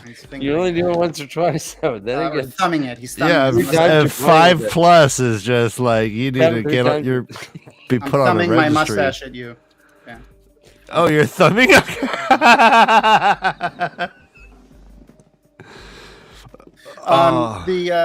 The other interesting implication is, could an Aes Sedai be a Black Aja and her warder not know, or could a warder be a Dark Friend and his Aes Sedai not know? I think we talked about that before. So does the White Aja who meets what's his fucking name? Padden Fane. She's a dark friend, right? Well, I guess we don't exactly know, but she's cohorting with dark friends. Yeah. So does she have do whites have warders? Yeah. The only Aes Sedai who don't have orders are reds. Alviarin, yeah. Maybe so because when you become a Black Aja, you reject. They get the 3-0s off you. Maybe at that point you can lie to your warder. Okay. Without them being able to tell. Or maybe it's not an issue because Aes Sedai can't lie. So therefore, it wouldn't come up unless they were a dark friend, in which case they can lie. So the Black Aja can lie at will. I think that's Obviously, what they we need learned. to be able to, right? Yeah. Okay. You would think. I thought we read something about them having their O's stripped away. Okay. Okay. And then they had to swear new ones or something like that. Oh, it's a fealty to the Dark One, right? The Great Lord. Well, that's the end of my chapter, though. Yeah. But we lost Orion. Orion? Hey, Orion. I'm coming back. Hold on. Okay. Is there anything else about chapter 47 that you wanted that we missed, Josh? One thing I do want to mention for here is I think it's probably really good for Elaine. Like she doesn't understand how lucky she is to basically have Brigitte as like a big sister type influence in her life, like being her like the woman that she's gonna like look to like learn a lot of stuff here is amazing for so many reasons. She has so much knowledge and so much ability and talent and so many things that it's just so cool. I would love to just sit and have a conversation with like, you know, Tel'aran'rhiod Brigitte, like when she remembers everything. What happened? And here? right now, is there a more gnarly traveling party than what we have in chapter 48? Oh, there's such a. I mean, yes. When they describe it in 49, in 48. Yeah, my bad. Yeah, they're going to describe it in 48, and it's just like all I could picture is like the greatest D&D group. Right. It's so great. Bunch of Shinarian soldier mercenaries and like we got the paladin up in the front, Galad, and then we have like a sorcerer and a like wizard. a level 12 paladin. Oh yeah, and we have the fighter who is Uno, and we have the Shinarian mercenaries. Yeah, Julian who's a monk, and then Tom Maryland, the who's trickster, like a rogue trickster. Yeah, he's the rogue with the daggers. He's killing people with swords with daggers. 12 and then we have two wizard women. Yeah, 2 wizards or sorcerers. Yeah, this is great. It was so just good. The way they described them. It's like everyone hefted, people were hefting swords, and even Brigitte like knocked an arrow. It was just she was shooting people in their eyeballs. Oh, I know, amazing. I just right in the eyeballs. Every person got shot right in the eyeballs. And then she goes and collects them, and like it makes Nynaeve's stomach sick. It's like that scene, that whole. I mean, we're getting ahead of ourselves. In that whole scene. Oh my god, sorry, Ryan. Ryan, how many arrows were there? So many. 7. 7. Okay. I'm so excited. All right. Well, hey, everyone. It's my turn. First time ever to lead us through the chapter. I'm so excited. Let me sit down. All right. Well, hey. Take a seat. Take a seat. This is going to be brief because it's late and there's not much really substantive going on in terms of things to debate or talk about. But we get from one point to another. And it's called leave takings, which is like the 3rd time we've had this chapter title. Yeah. And the chapter icon is a tramp stamp that is common in Southern California. The Sublime Sun. It's the Sublime Sun. You don't practice Entria? All right, so basically it starts off with just like Rambo starts off. When he's getting ready for battle, he's gathering his things. He ties his bandana around his head. He puts his his big old bayonet in his sheath. Right, she's gathering her stuff. What I found, Those all their magic fingers items. through the ladder. okay, well, yeah. Hey, I did not. I forgot to look for it. I'm new to this, Dan. Finger through the ladder. Tom, help me out. Yeah, help me out with the drinking obligations. Yeah, that's one. Yeah. Okay. All right. Do you right. read on the Kindle? No, I have a book here, and okay. it's hard to read, and I'm regretting doing this, but we're gonna get through this. It's only 10 pages. I know. I have it memorized. Ah! All right. Hey Kay, we miss you. Everyone, tell Kay how much we miss her. Everyone. Yeah. Hey, Kay. It's an absolute outpouring. Sad you're not here. Yeah, in the beginning, everyone was like, "No, we're all writing letters. They're gonna write a letter to the manager." They said all of them. We had 150 viewers, and then they all just left. Everyone just left. Yeah, they all. We have so many. Like everyone, all our subs are just dropping K. Yeah. It's, yeah, it's a mass exodus. All right, so I think one thing that is very interesting, I think is worthy of conversing about, is this whole notion that when she reached in to grab the seal of Quendalar, she felt a dark presence, and she was certain that she did not feel this in Tanchico. Josh, what do you think about that? How am I doing? Amazing. your inflection is impeccable. All right, thank you. What do you think about that? Yeah. Well, we learn later that the seal is broken when they arrive at the camp, right? So, I mean, presumably it's because it's weakened. It's in a weakened state. Okay. And So since it's a seal on the Dark One's prison, he's like knocking on the door right there. knocking on the Dark One's door. All right, so it's yeah, possible she broke it when she dropped it into her bag, right? Ooh. Right here. She dropped it like a weak there. dead rat onto the red dress Luca had made, then wrapped and tied the thing securely with little haste. I don't think it broke then. It was. What, brother Dan? Why are you, Dan? Question, Dan. What are you? Question the beanie. Never. What are you doing? Let him speculate. What a weird. I'm gonna. But let me. Yeah. Right. I do like that he called it. They just said, "Oh, right on." He calls it a dark bleakness. That was fun. Yeah. All right. So they are carrying these seals from Tarvalon, these like get out of jail free cards. Mm-hmm. But she does emphasize that it is signed. It has Swan signatures. Mm-hmm. Do you think these are worthless pieces of paper now? Has word spread that Swan Sanchez is no longer the Amerlin, do you think? Are they worthless or can they use them, do you think? I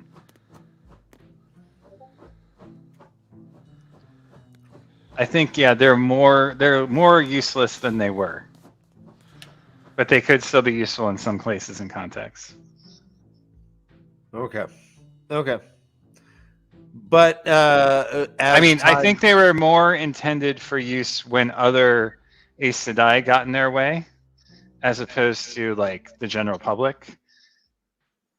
So presumably they're not useful anymore, given that. Oh, okay.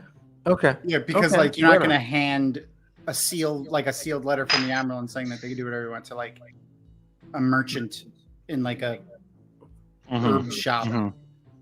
Right. Yeah. You might use the letter of credit. Yeah. But that's a different thing altogether. Yeah. Okay. Right on. Go on, Ryan. So you think anyone who would know, anyone who that letter would work on would know, is what you're saying? I think so. Okay. All right, and we still have her obsessing over Mogedian, upset that she's experiencing such levels of fear. She seems to be in conflict around that.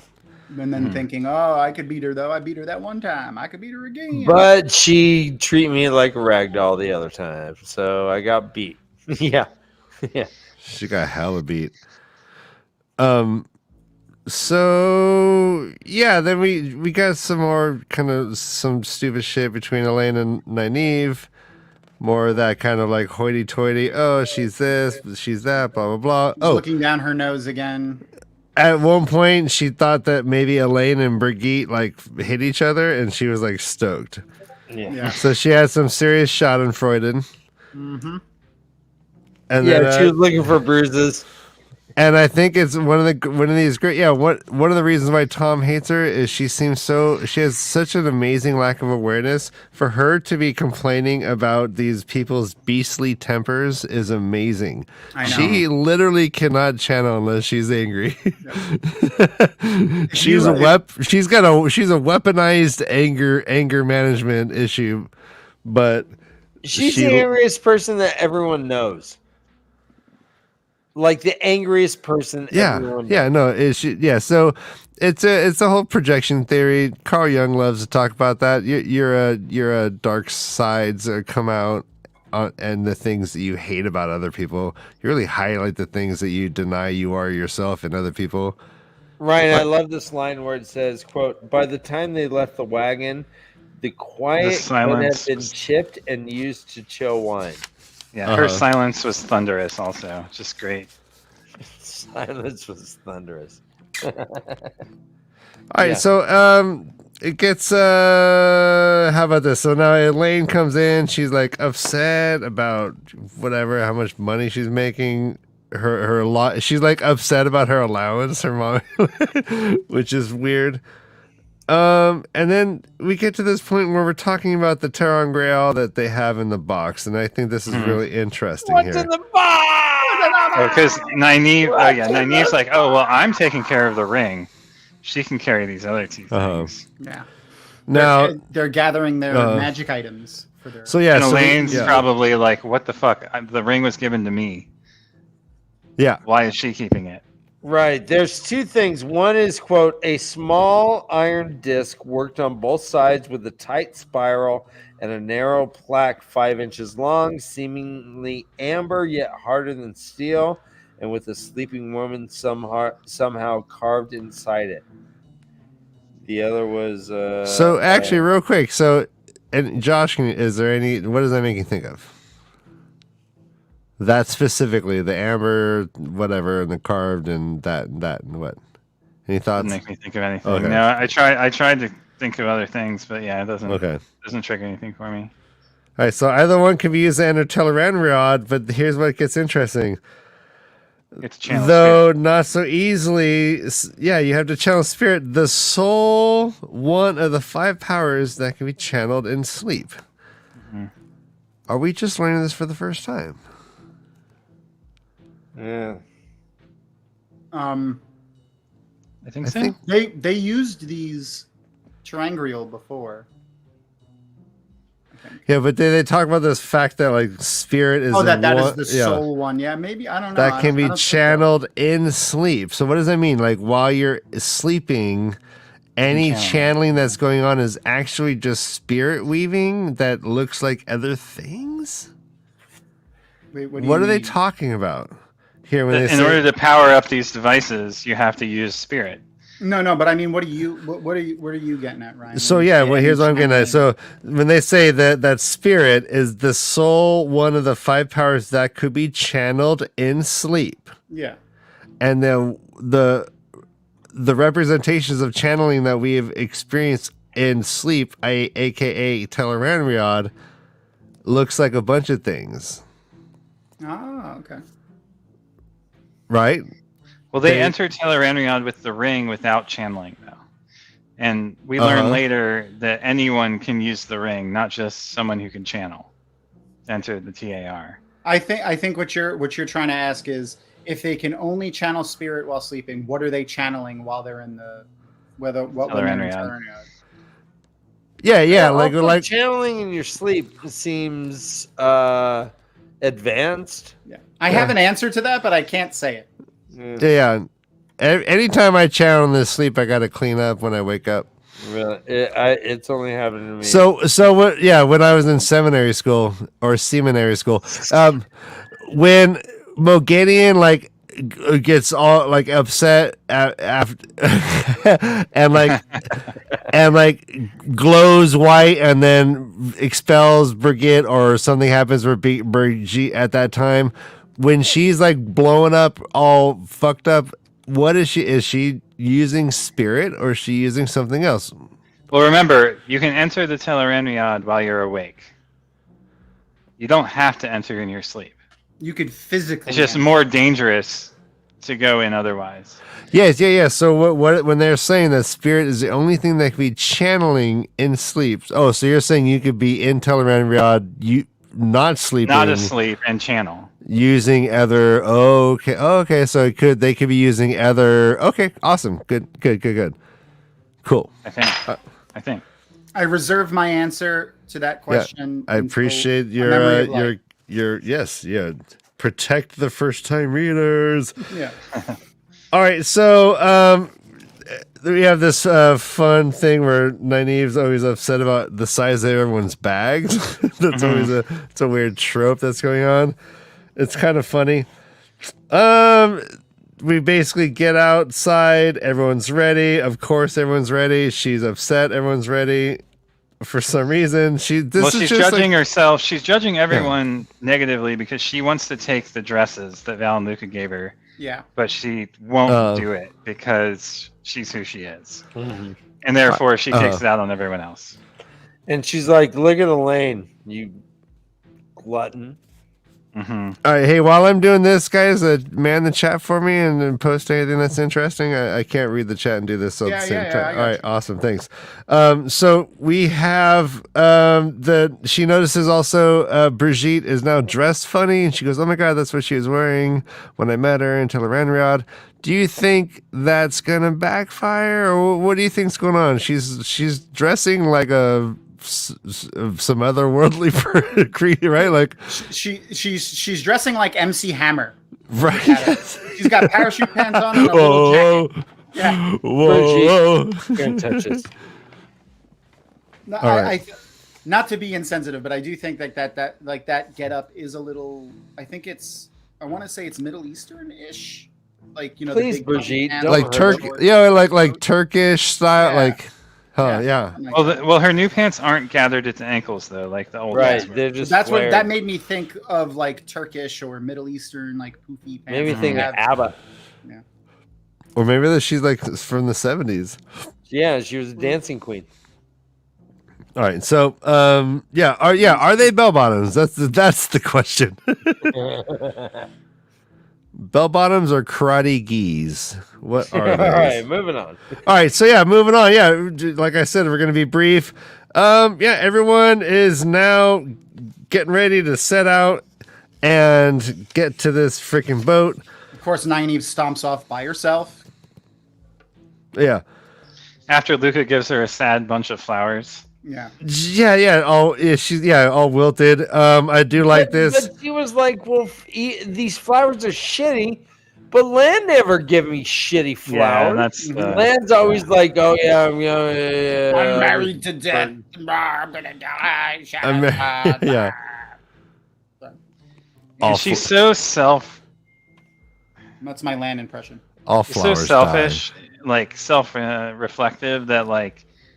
Everyone's looks are about her. Yep.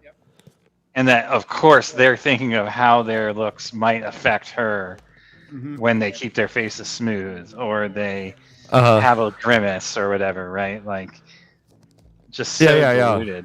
Yeah. Maybe they're not thinking about your nonsense. Maybe they're thinking about the all? riot that maybe or what's ahead of them. Yeah. They don't even hear what Luke is saying right now because they're so focused on thinking about getting to the ship alive. She throws those flowers down so aggressively. It says, quote, "She threw the bedraggled blossoms down so violently that Raygun and the rest of the rough-clad Shenarians squatting halfway across the meadow to the road exchanged glances." They're like, "What the fuck? What happened? What was all that about?" Oh, my God. And they're like, "I don't know, Raygun." And he's like, "Pew, pew." What do you think? All right. Yeah. back to Whoa, that was Back to reality. No, they're marching off down the block now. Yeah. I do like this line where she says, "Trying to send him away with a flea in his ear."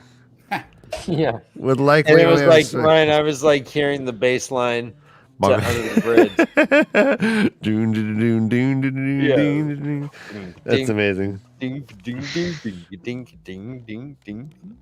All right, so we have like this great trio. That's not the bass line to Under the Bridge. It's so No, weird. that's what is that? Shit. That's a flea bass line. It is a flea bass line, but it's not Under the Bridge. Yeah. Okay. Yeah, it's All right. Well, I have to ask Josh, Galad, Tom, and Julian together, the fighting threesome. Uh-huh. All right. Fuck, marry, kill. Man. all right. Hey, this is what I bring. Yeah. Yeah, you give me a chapter. Like these are the heavy hitters you're gonna get. Or wait, no, it's got to be Wheel of Time themed. Bang, Balefire, and Bond. Go. Yeah, marriage wreath.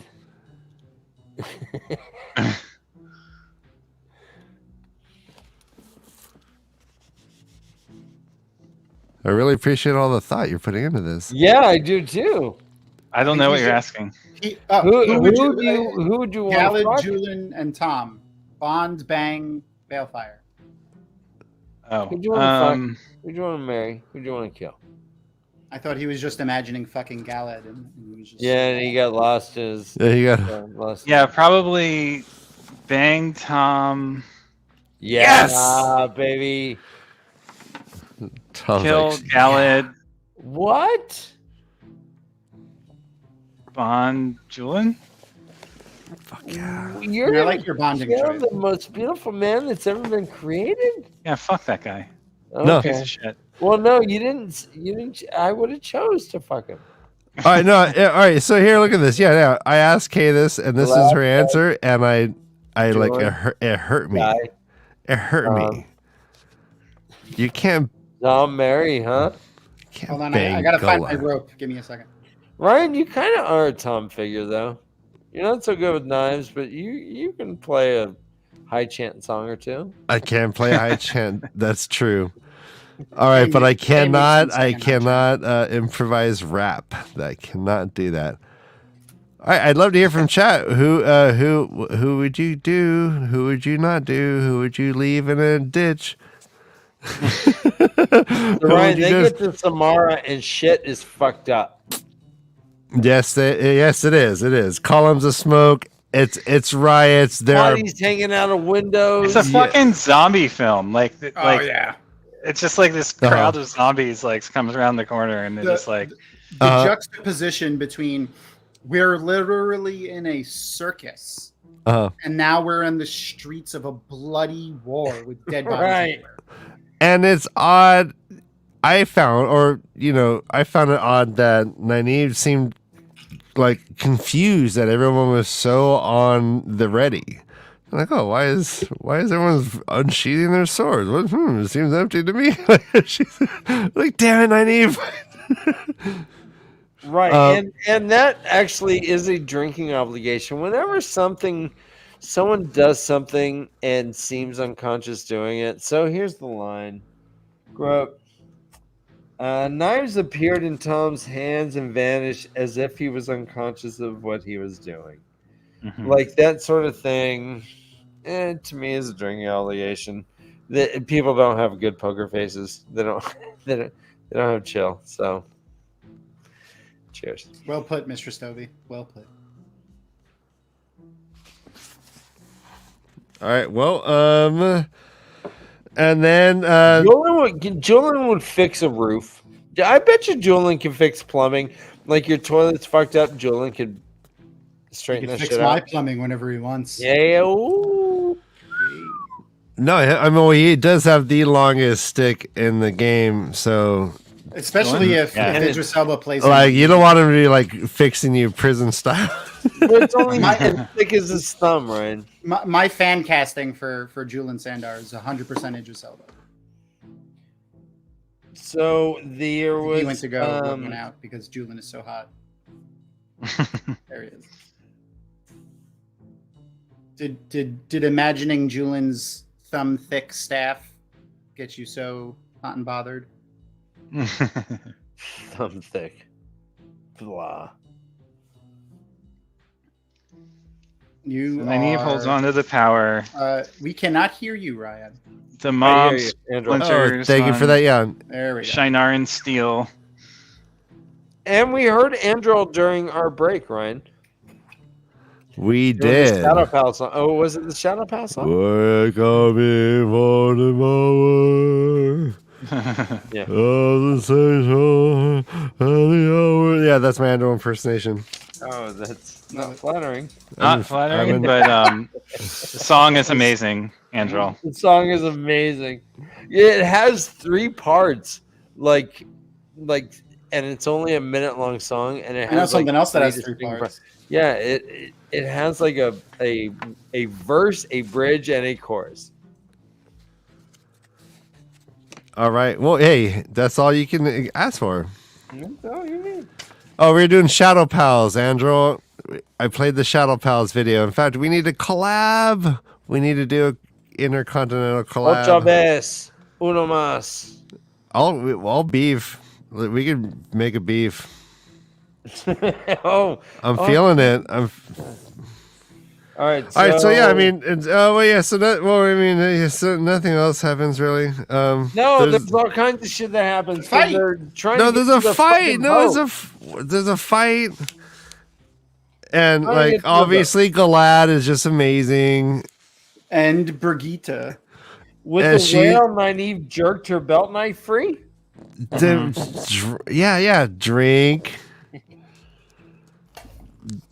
Yeah, you can't just unbuckle your belt knife. You can't just loosen You have it. to jerk it free. You gotta jerk it free. With a whale. Brigitte, so the man in the red embroidery coat too, Brigitte's arrow took him in one eye, and he went down in a sprawling heap to be trampled by the others. That was interesting. All right, Yep. you know, And there was the right, big fight. Alad was dancing with death. It was amazing. it was and I can't, I'd love to see this actually on screen. Yeah. Get them to the boat again. This is all their fault. They have to live with this on their Galad conscience. is a freaking Jedi with a lightsaber. He's all. Yeah. Here you go. Here's a drinking obligation. Sometimes 5 or 6 men closed in around him. Yep. Okay. You like that one? But that the rest of that paragraph though is fantastic. He's so beautiful. It was only for a brief time. It's true. With swords and axes and table legs, but only for the brief time it took them to die. I just love that line. Yeah. Only for the brief time it took them to die. It was Josh Nynaeve experiences the time wibbly wobbly shit as well. Yep. Quote, she had no idea how long it had taken. And then later it says, quote, minutes, an hour. It could have been either. Then not too much happens. They just get to the boat. Galad wasn't touched at all. Nope. He didn't even have any blood on him. None. And everyone was, quote, manlike to the end. Manlike to the bitter end, which I underlined as a drinking obligation. All right, the line, manlike to the bitter end. Come on. To the bitter end of what? Guys, manlike to the bitter end. Bitter end of these. Manlike to the bitter end. Josh is drinking. I'm drinking. Thank you. Josh is like, all right. Is there anything else that you wanted Josh to go Judy into in their travel to the boat, Ryan? Well, I mean, I do believe that there is the moment where Nynaeve's like, no, you're taking all of them, which I like. She insisting, even in the moment, a heated moment. Yeah. When they were like to take the refugees. I mean, obviously, she has a huge guilty conscience. Might as well make everyone else suffer for it. But yeah, she gets them on the boat. She feels Yeah, the I thought this responsibility, was this was a big bully move. Galad had paid like tenfold for them to be on, and she's Yeah. like, "Fuck it, everyone on that dock has to come on too." And he's like, "Fine." Yeah. Oh, and then he leaves with the warning: "Stay clear of Randall Thor. He will break the world." Yep. Nynaeve says, "You take quote every last one of them, Captain. Else I'll shave your ears off of you." Yep. That's amazing. Yeah, great. Camera goes to him, and he's just got the biggest ears this side. Yeah. one twitches slightly. I like how he says, "I gave my alms on first day." Yeah, I like that too. First day, and that's long. He's like, "I did my shit." Yeah, he's like, "I donated a little bit, and that's all I care about." So they're only going to they can't go all the way to Camelin. Apparently, that was too much money. But they have no intentions of going there anyways. They have no intentions of going there. Josh, what do you think? Is Galad the greatest sword fighter we've met so far? I think Lan and Rand can probably give him a run for his money.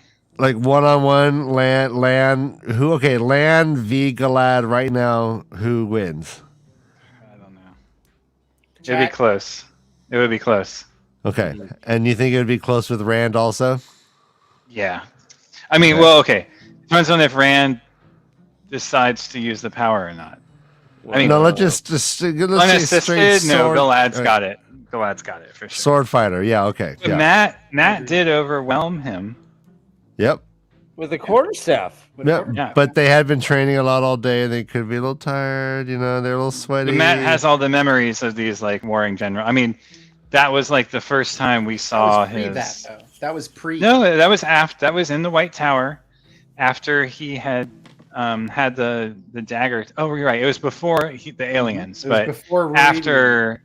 But he already had some weird memories. We learned from the strong Manetheren. Yeah. Mm-hmm. That never gets mentioned again because it was an inconsistency from either. But anyway, I digress.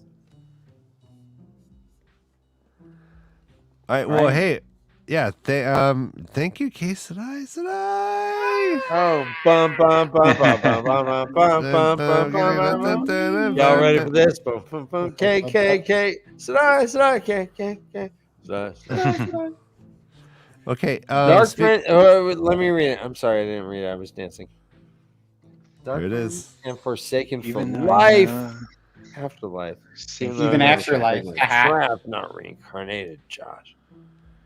All right, Kay's a known dark friend. Oh, I support that. He is. She's not a dark friend. She's one of the chosen.